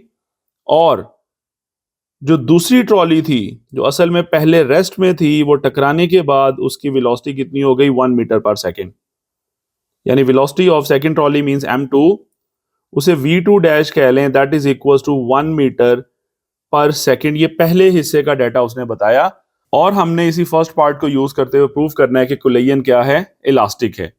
आगे जाके लिखेंगे, लेकिन उससे पहले पार्ट 2 वाला हिस्सा भी यहीं पर मेंशन कर लेते हैं। तो मैं हेडिंग बनाता हूं पार्ट 2। पार्ट 2 में क्या कहता है, आफ्टर कोलिजन सिनेरियो चेंज कर देते हैं। मैं यहां पर पहले हेडिंग दोबारा बनाता हूं, इधर भी आफ्टर कोलिजन क्या होता है, जरा क्वेश्चन के अंदर चलते हैं वापस। कहते हैं after the collision they stick together, यानी दोनों ट्रॉली एक दूसरे के साथ स्टिक कर जाती हैं, जुड़ जाती हैं, and move away with the common velocity, यानी कितनी 0.5 मीटर पर सेकेंड। अब एक कॉमन वेलोसिटी से दोनों जुड़ के मूव करती हैं। ये बिल्कुल ऐसे ही है कि एक बॉल है, मूव कर रही थी, दूसरी बॉल भी मूव कर रही थी, थोड़ी देर के बाद दोनों आपस में टकराई और जुड़ के फिर इकट्ठी मूव करना शुरू कर दी, और मुझे वो कॉमन वेलोसिटी बता दी गई है 0.5। और अब शो करना है कि ये जो एग्जांपल है ये इन इलास्टिक कोलिजन की है। तो अब क्या करें, यहां पर आफ्टर कोलिजन कॉमन वेलोसिटी हमें बता दी गई है, कॉमन वेलोसिटी यानी v1 डैश बी और v2 डैश बी, जिसको मैं v कह लेता हूं, और वो कितनी है 0.5 मीटर पर सेकेंड। अब मुझे करना क्या है, मुझे एक्चुअली ना प्रूव करना है कि पहला जो पार्ट है वो एग्जांपल है इलास्टिक कोलिजन की, दूसरा पार्ट एग्जांपल है इन इलास्टिक की। तो यहां पर मैं लिख देता हूं टू शो। इस दफा टू फाइंड या मैं रिक्वायर्ड नहीं लिख रहा, मैं टू शो लिख देता हूं हेडिंग में, यानी मुझे क्या शो करना है। तो यहां पर मैं लिखूंगा कि पार्ट 1, जो पहला पार्ट मैंने लिखा है गिवन डाटा के अंदर, इज एग्जाम्पल ऑफ इलास्टिक कुलयन। यानी पहला जो पार्ट है वो किसकी एग्जाम्पल है? इलास्टिक कुलयन। मुझे एक चीज तो ये शो करनी है, और इसी तरह पार्ट 2 जो है that is an example of inelastic collision. तो मतलब हमने यही काम करना है। पहले हिस्से में शो करूंगा मैं कि इलास्टिक कुलयन है, दूसरे हिस्से में इन इलास्टिक कुलयन है। This is the first part, और ये क्या है? सेकेंड पार्ट मैंने लिख दिया यहां पे। ये दो चीजें मैंने शो करनी है। अब चलेंगे मेन कैलकुलेशंस की जानिब। हेडिंग बनाते हैं, कैलकुलेशंस। डेटा सारा हमें गिवन है, तो सबसे पहले हम चलते हैं पार्ट 1 की जानिब। पार्ट 1 में शो करने की तरफ जा रहा हूं। अब इलास्टिक कुलयन प्रूव करने के लिए दो चीजें कंजर्व होना लाजमी है, मोमेंटम और काइनेटिक एनर्जी। यही चीज मैं करूंगा यहां पे सबसे पहले। तो मैं क्या करूंगा? इनिशियल मोमेंटम पहले फाइंड आउट करूंगा। इनिशियल मोमेंटम यानी दोनों का टोटल मोमेंटम कितना है बिफोर कुलयन, इसलिए मैंने इनिशियल का वर्ड लिखा। क्या होगा मोमेंटम? m1v1 plus m2v2। ये क्या बनेगा? m1 कितना है? पहली ट्रॉली का मास और पहली ट्रॉली की वेलोसिटी दोनों 1 है। दूसरी ट्रॉली का मास 1 है लेकिन उसकी वेलोसिटी 0 थी पहले डेटा में, तो आंसर आ जाएगा 1। और मोमेंटम की बात हो रही है तो किलोग्राम मीटर पर सेकेंड। अब निकालते हैं फाइनल मोमेंटम। फाइनल मोमेंटम का मतलब होगा कुलयन के बाद का मोमेंटम। वो क्या बनेगा? m1v1 dash plus m2v2 dash. अब वेलोसिटीज चेंज हो चुकी हैं। m1 1 था लेकिन v1 डैश 0 थी पार्ट 1 में। m2 1 है लेकिन v2 डैश 1 है, तो यहां पर भी आंसर 1 ही आएगा क्योंकि ये हिस्सा 0 बना and this is 1 kilogram metre per second. तो ये दोनों रिजल्ट्स हमें क्या बता रहे हैं? यहां पर भी आंसर 1 आ रहा है, यहां पर भी 1 आ रहा है, मतलब मोमेंटम इज कंजर्व्ड। मोमेंटम यहां मैं लिख रहा हूं इज कंजर्व्ड। अब इसी तरह चलते हैं काइनेटिक एनर्जी के लिए। नाउ फॉर काइनेटिक एनर्जी, क्या काइनेटिक एनर्जी भी कंजर्व रहेगी? वो अब हम चेक करेंगे। तो वही काम करूंगा, इनिशियल काइनेटिक एनर्जी और फाइनल।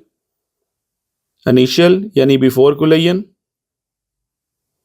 इनिशियल काइनेटिक एनर्जी क्या होगी? 1/2 mv² होता है ना फॉर्मूला, तो m1v1 आ जाएगा और दूसरी ट्रॉली का 1/2 m2v2 आ जाएगा स्क्वायर। क्या करें? 1/2 m1 कितना है? 1, और v1 भी 1 है ऊपर स्क्वायर, प्लस 1/2 m2 की वैल्यू 1 है और v2 0 था। तो सिर्फ आपका आंसर यहां पर आएगा, ये हिस्सा 0 बन जाएगा, 0 मल्टीप्लाई बाय समथिंग सारा 0, और यहां पर ये 1 है, ये भी 1 है, यानी 1 होगा मल्टीप्लाई होके, ओवर 2 करेंगे 0.5 आ जाएगा। और काइनेटिक एनर्जी का यूनिट जाउल। ये आ गई इनिशियल। अब चेक करते हैं फाइनल काइनेटिक एनर्जी यानी कुलयन के बाद, क्या वो भी यही होगी? नाउ फाइनल काइनेटिक एनर्जी, अब क्या फॉर्मूला होगा? 1/2 m1v1 का स्क्वायर लेकिन v1 डैश, प्लस 1/2 m2v2 का स्क्वायर लेकिन v2 भी क्या होगा? v2 डैश, यानी कुलयन के बाद। 1/2 m1 1 है और v1 डैश 0 था, गिवन में लिखा हुआ है, और यहां 1/2 m2 1 है और v2 डैश क्या हो गया था? 1। तो इस दफा ये पहला पोर्शन 0 आ जाएगा सारा, और यहां पर वही बनेगा, ये प्रोडक्ट 1 2 पे डिवाइड करेंगे, दिस इज ऑल्सो 0.5 जाउल, यानी इनिशियल काइनेटिक एनर्जी और फाइनल काइनेटिक एनर्जी भी सेम आ रही हैं। इट मींस मैं यहां पर लिख सकता हूं कि kinetic energy is also conserved, kinetic energy भी कंजर्व्ड है। तो ये दो कंक्लूजन से मैंने ये नतीजा निकाला, यानी मैं नतीजा निकाल सकता हूं कि part one, so part one जो है यानी क्वेश्चन के अंदर is an example of elastic collision. तो हमने प्रूव कर दिया कि जो पहला हिस्सा था ना क्वेश्चन का, वो इलास्टिक कोलिजन की एग्जाम्पल है, क्योंकि उस हिस्से के अकॉर्डिंग काइनेटिक एनर्जी भी कंजर्व है और मोमेंटम भी कंजर्व रहता है, और यही बेसिकली इलास्टिक कोलिजन की परफेक्ट डेफिनेशन होती है। तो फर्स्ट पार्ट तो इजीली हमने प्रूव कर दिया। Now for part two, now for part two, दूसरे पार्ट की तरफ चलते हैं, जिसमें हमने प्रूव करना है कि ये किसकी एग्जांपल है, इन इलास्टिक की है। यही दो काम मैं करूंगा, मोमेंटम और काइनेटिक एनर्जीज। सो नाउ वही काम, इनिशियल मोमेंटम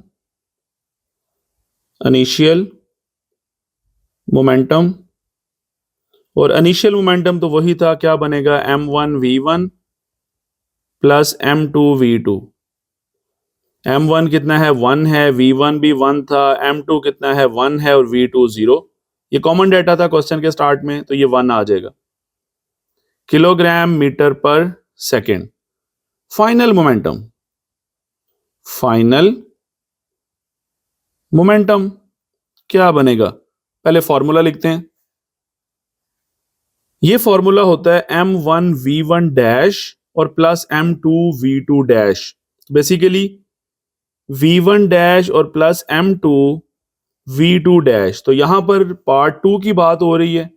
पार्ट टू में क्या था, वेलोसिटी कॉमन थी कोलिजन के बाद, तो v1 डैश की जगह भी मैं v लिखूंगा और v2 डैश की जगह भी मैं v ही लिखूंगा। सिंपल, मुझे v1 और v2 भी लिखने की जरूरत नहीं है, जस्ट मैंने v लिखा यहां पर भी और यहां पर भी।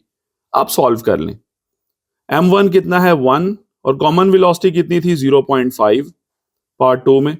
m2 1 है और कॉमन वेलोसिटी इधर भी 0.5, तो 0.5 में 0.5 ऐड होगा, तो ये रिजल्ट भी 1 आ गया। तो यहां पर मोमेंटम तो कंजर्व आ रहा है, क्योंकि दोनों आंसर 1 आ रहे हैं, ये आंसर भी 1 है, ये आंसर भी 1 है। तो यहां पर हम लिख देंगे कि मोमेंटम इज कंजर्व्ड। मोमेंटम तो कंजर्व्ड आ रहा है। नाउ अब चलेंगे फॉर काइनेटिक एनर्जी, उसको चेक करते हैं कि वो कंजर्व आ रही है कि नहीं आ रही। सो चेक कर लेते हैं। उसके लिए भी वही काम मैं करूंगा। सबसे पहले इनिशियल काइनेटिक एनर्जी यानी 1/2 m1v1 स्क्वायर और प्लस 1/2 mv स्क्वायर है ना, तो इस दफा m2v2 आ जाएगा, ये कोलिजन से पहले। 1/2 m1 1 है और v1 कितना था, वो भी 1, और प्लस 1/2 m2 भी 1 है और उसकी वेलोसिटी कितनी थी टकराने से पहले, 0। तो ये सिंपल आ जाएगा, 1 मल्टीप्लाई बाय 1 1 हो गया, डिवाइड करेंगे 2 से 0.5 आ जाएगा इन जाउल्स, क्योंकि ये पोर्शन बन जाएगा 0 से मल्टीप्लाई होके। अब करते हैं फाइनल, वो चेक करते हैं। फाइनल काइनेटिक एनर्जी यानी काइनेटिक एनर्जी आफ्टर कोलिजन क्या बनेगा, 1/2 mv स्क्वायर होता है ना, तो m1 आ जाएगा, प्लस 1/2 mv स्क्वायर होता है, m2 आ जाएगा। v मैंने सेम रहने दिया, यहां भी v स्क्वायर, यहां भी v स्क्वायर, क्योंकि टकराने के बाद की वेलोसिटी जो थी मैंने उसे v कहा हुआ है और वो कॉमन वेलोसिटी थी, वो सेम थी। 1/2 मास 1 है और कॉमन वेलोसिटी थी 0.5, प्लस 1/2 मास 1 है और कॉमन वेलोसिटी है 0.5। ओके, क्या बना ये, 0.5 का स्क्वायर होता है 0.25, यानी 0.25 डिवाइडेड बाय 2, प्लस यहां पर भी ऐसे ही 0.25 डिवाइडेड बाय 2। एलसीएम ले लें, एलसीएम 2 ही आ जाएगा, 0.25 ऐड होके 0.5 आ जाएगा, और अब इसे 2 पे डिवाइड कर दें, ये रिजल्ट आ जाएगा 0.25। 0.25 जॉउल। अब यहां पर देखें, इनिशियल काइनेटिक एनर्जी 0.5 है और फाइनल काइनेटिक एनर्जी 0.25 है, मींस आंसर सेम नहीं आ रहे। लेट्स से ये मेरा रिजल्ट 1 है और ये जो मैंने रिजल्ट निकाला है ये 2 है। सो काइनेटिक एनर्जी जो है वो कंजर्व नहीं आई। So from 1 and 2, from 1 and 2 हम कह सकते हैं कि kinetic energy is not conserved. तो भाई यहीं से मैं कंक्लूजन निकाल दूंगा कि जो हमारे क्वेश्चन का पार्ट 2 था, that is an example of कौन सी कुलयन? इनइलास्टिक कुलयन। क्योंकि अगर ये इलास्टिक कुलयन होती तो काइनेटिक एनर्जी भी कंजर्व होती और मोमेंटम भी कंजर्व होता। लेकिन इनइलास्टिक में मोमेंटम तो कंजर्व होगा लेकिन काइनेटिक एनर्जी कंजर्व नहीं रही। अब ये क्वेश्चन एक्चुअली लेंथी तो काफी था, लेकिन हमने 1 बाय 1 तमाम कॉन्सेप्ट्स को यूज करते हुए इसको सॉल्व कर लिया। ये स्टेटमेंट थी हमारे पास। हमने सबसे पहले लिखा डाटा, सारा लिखा डाटा, उसके बाद हमने पार्ट 1 का लिखा कि आफ्टर कुलयन क्या होता है, एक की वेलोसिटी 0 हो जाती है, दूसरे की 1, और पार्ट 2 में क्या कहता है, उनकी कॉमन वेलोसिटी है 0.5। प्रूफ हमने क्या करना था, पार्ट 1 जो है that is an example of elastic collision और पार्ट बी जो है इनइलास्टिक। तो सबसे पहले पार्ट 1 को मैंने सॉल्व करना शुरू किया। इलास्टिक के लिए मोमेंटम भी कंजर्व होना चाहिए, काइनेटिक एनर्जी भी कंजर्व। तो यहाँ पे देखें, सबसे पहले इनिशियल मोमेंटम और फाइनल मोमेंटम दोनों सेम आ रहे हैं, मींस मोमेंटम इज कंजर्व्ड। फिर इनिशियल काइनेटिक एनर्जी 0.5, बाद वाली भी 0.5, मतलब काइनेटिक एनर्जी भी कंजर्व है। तो मेरा पहला आंसर जो निकला था वो यही निकला है कि हमने प्रूव कर दिया कि पार्ट 1 जो है that is an example of elastic collision. फिर मैं गया पार्ट 2 की जानिब, उसमें भी मैंने यही किया, इनिशियल मोमेंटम और फाइनल मोमेंटम निकाला, वो सेम आ गए 1 और 1, इसका मतलब मोमेंटम तो कंजर्व है। लेकिन काइनेटिक एनर्जी कंजर्व नहीं आई। काइनेटिक एनर्जी इनिशियली निकली 0.5 और बाद वाली निकली 0.25, मतलब सेम नहीं है। So we can say kinetic energy is not conserved, जो पार्ट 2 में डाटा था। So part 2 is an example of inelastic collision. यही चीज हमारा क्या है, आंसर नंबर 2। दोनों आंसर आपके सामने है। This is totally about this numerical. Numerical number 11 की बात करते हैं। A railway wagon of mass 4 into 10 raised to power 4 kilogram moving with the velocity of 3 meter per second, okay, collides with another wagon of the mass 2 into 10 raised to power 4 which is at rest। उसकी velocity कितनी होगी, 0। ये कुलयन से पहले पहले की कहानी है। फिर कहता है दैट स्टिक टुगेदर, दोनों स्टिक कर जाती हैं एक दूसरे के साथ, एंड मूव ऑफ टुगेदर, यानी इकट्ठी मूव करती हैं, और आपने वही इकट्ठी यानी कॉमन वेलोसिटी फाइंड आउट करनी है। सबसे पहले लिखें डाटा। गिवन में आते हैं।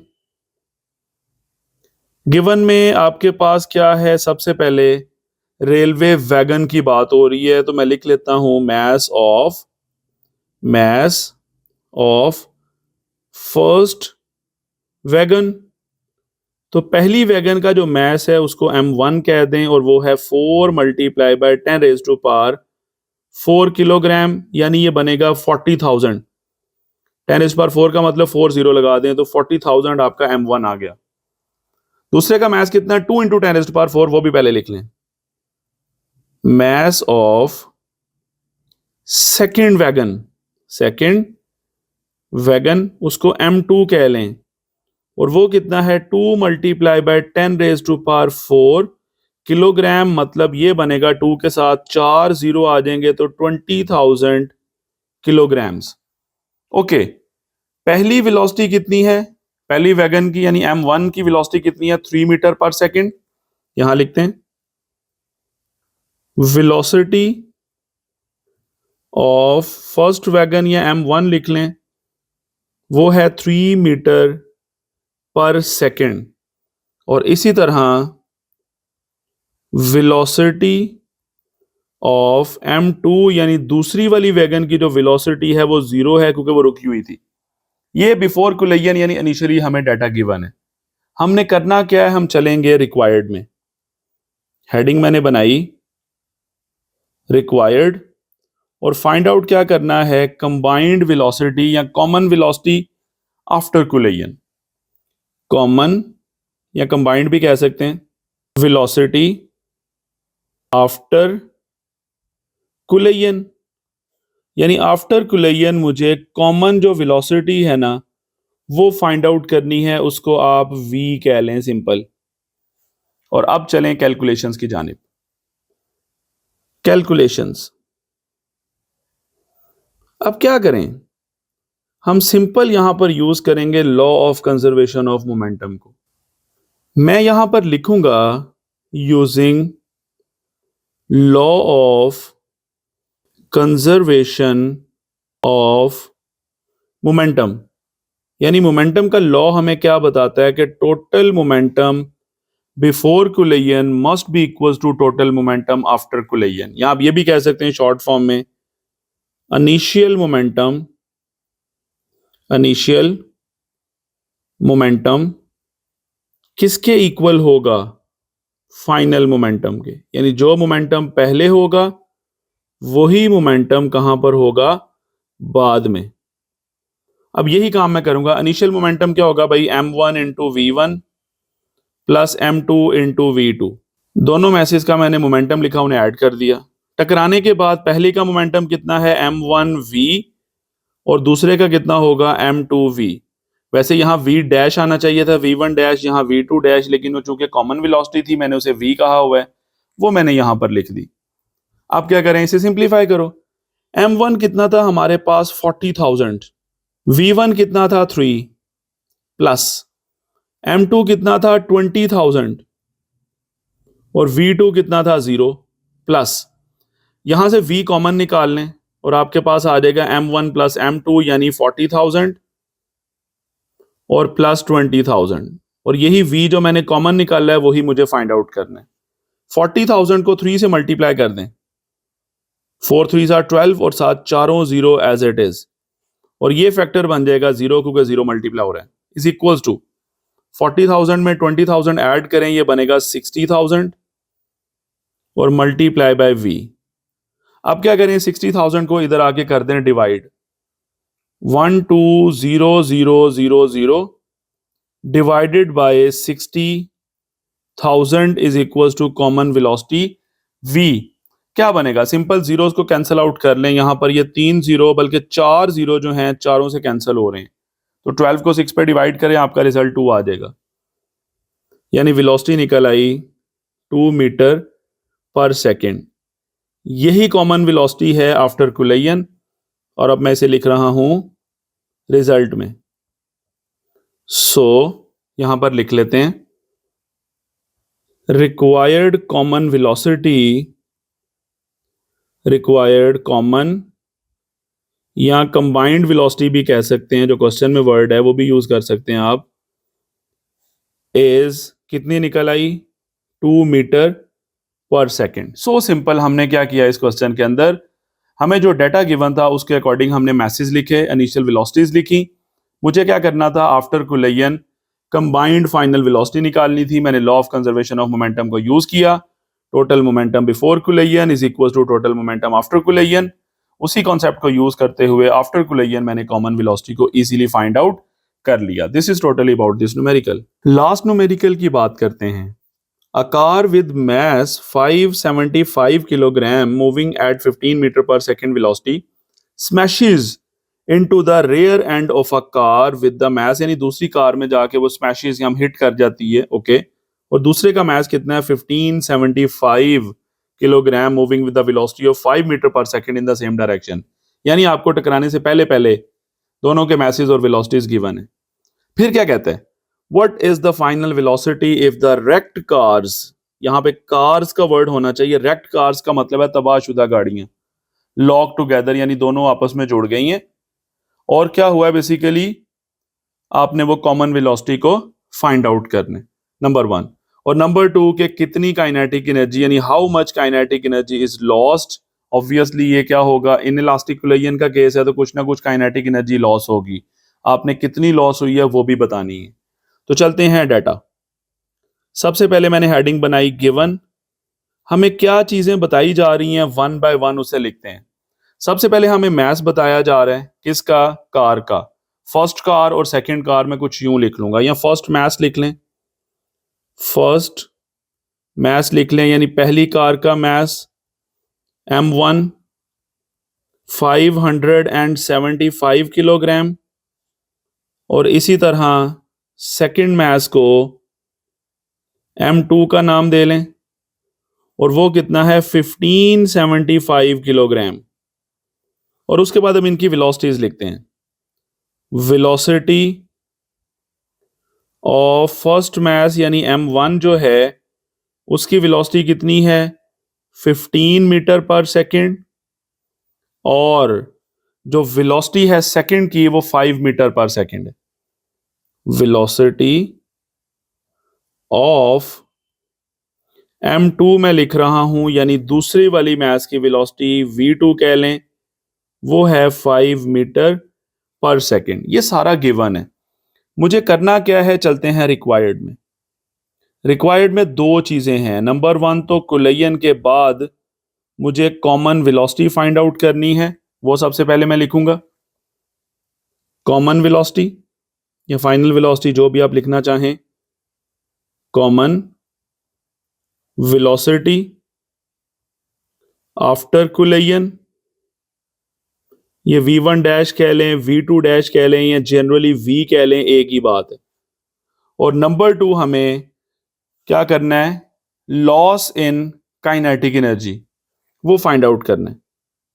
लॉस इन काइनेटिक एनर्जी मुझे फाइंड आउट करना है, यानी कितना चेंज आ रहा है, कितना लॉस आ रहा है। डेल्टा लिख देता हूं काइनेटिक एनर्जी, ये चीज भी मुझे फाइंड आउट करनी है। चलते हैं कैलकुलेशंस की जानिब।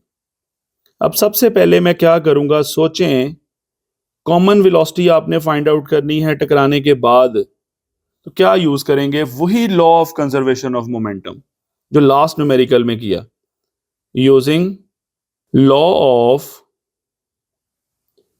Conservation, law of conservation of momentum. अब मोमेंटम का लॉ हमें क्या बताता है कि जो कुलयन से पहले मोमेंटम होगा वही कुलयन के बाद का मोमेंटम होगा। मतलब initial momentum must be equals to final momentum, यानी कुलयन से पहले वाला मोमेंटम और कुलयन के बाद वाला मोमेंटम हमेशा सेम होंगे। फॉर्मूला बनाएं। बिफोर कुलयन क्या होगा, m1 v1 plus m2 v2, दोनों के मोमेंटम्स को ऐड कर दो। कुलयन के बाद भी यही करें, m1 v1 डैश है तो v1 डैश को मैंने v कह दिया, और m2 v2 डैश है, v2 डैश को भी मैंने v कह दिया, क्योंकि v1 डैश और v2 डैश सेम है, कॉमन वेलोसिटी है। ओके, m1 कितना था हमारे पास, क्वेश्चन के अंदर वापस जाएंगे, 575, और m2 कितना है 1575।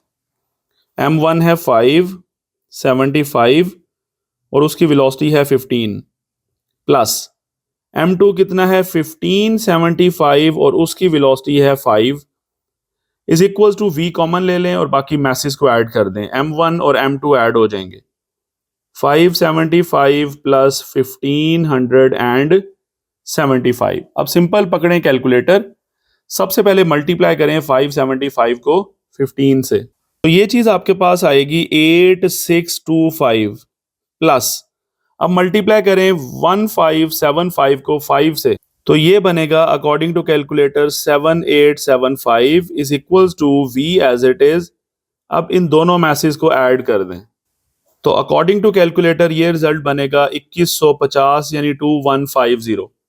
अब क्या करें, लेफ्ट हैंड साइड की दोनों वैल्यूज को ऐड करें, तो ये बनेगा 16500, और डिवाइड कर दें उधर वाले नंबर के साथ जो इधर आके डिवाइड होगा, 2150 इज इक्वल टू v। यहां से v हमारे पास इजीली निकल आएगा और अकॉर्डिंग टू कैलकुलेटर वो नंबर बनेगा 7.67।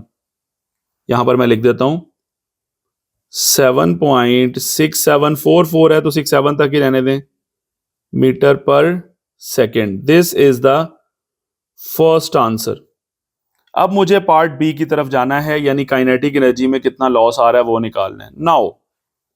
Now for change in kinetic energy. अब चेंज का मतलब क्या होगा, मैं पहले निकालूंगा इनिशियल और फिर निकालूंगा फाइनल, फिर उनका डिफरेंस ले लूंगा, सिंपल। तो लिखते हैं इनिशियल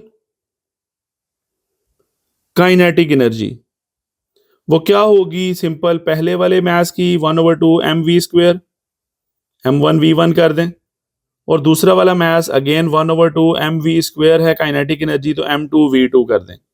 सॉल्व करें, 1/2 m1 कितना है 575 और वेलोसिटी 15 और ऊपर स्क्वायर, प्लस 1/2 m2 कितना है 1575 और उसकी वेलोसिटी है 5 और उसका भी स्क्वायर।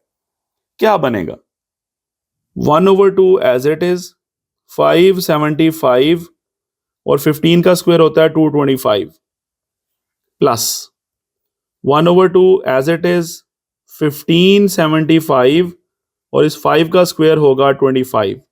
अब क्या करें, सिंपल इन दोनों को मल्टीप्लाई करें, जो भी रिजल्ट आएगा 2 पे डिवाइड करें उसे। तो अकॉर्डिंग टू कैलकुलेटर ये रिजल्ट बनेगा 64687.5। इसी तरह यहां पर भी यही करें, प्लस के बाद इन दो को मल्टीप्लाई करें, जो आंसर आएगा 2 से डिवाइड करें, तो ये आपके पास बनेगा 19,687.5। अब इन दोनों को आप ऐड कर दें, तो अकॉर्डिंग टू कैलकुलेटर आपके पास रिजल्ट आएगा 84375, यानी 84,375 यूनिट क्या होगा, जाउल। ये आपके पास इनिशियल काइनेटिक एनर्जी है, जिसको काइनेटिक एनर्जी के साथ में क्या लिख देता हूं, इनिशियल, यहां पर लिख देता हूं काइनेटिक एनर्जी, और कौन सी है बच्चे, इनिशियल। ये पहला आंसर आ गया मेरा, यानी इनिशियल काइनेटिक एनर्जी। आंसर नहीं है, चेंज निकालने के लिए इनिशियल काइनेटिक एनर्जी मैंने निकाल ली। अब चलेंगे फाइनल काइनेटिक एनर्जी की जानिब। Now final kinetic energy. अब फाइनल काइनेटिक एनर्जी क्या होगी, 1/2 mv², m1 आ जाएगा, और प्लस 1/2 m2 आ जाएगा, और इधर भी v², क्योंकि v कॉमन है, दोनों तबाहशुदा गाड़ियां इकट्ठी हुई थी फिर मूव की थी। कॉमन वेलोसिटी मैं अभी फाइंड आउट कर चुका हूं ऊपर। क्या करूं, सबसे पहले 1/2 और v² को निकाल लें कॉमन, बाकी m1 प्लस m2 बचेगा। वैल्यूज पुट करें, 1/2 तो आपके पास v की वैल्यू क्या निकली थी, 7.67 ऊपर स्क्वायर, और मैसेज को ऐड कर दें, यानी 575 में 1575 को ऐड कर दें। अब यूज करें कैलकुलेटर, और कैलकुलेटर के अकॉर्डिंग क्या बनेगा आपके पास, 1/2 तो एज इट इज लिखें, 7.67 का जब आप स्क्वायर लेंगे तो वो बनेगा अकॉर्डिंग टू कैलकुलेटर 58.829 है, तो 83 लिख लें, और इन दोनों का सम कितना था 2150, पहले भी हमने यूज किया। अब सिंपल कैलकुलेटर पकड़ें, इन दोनों को मल्टीप्लाई करें, जो भी आंसर आएगा उसको 2 पे डिवाइड कर दें, तो आपके पास रिजल्ट आएगा 63,242.5 जाउल।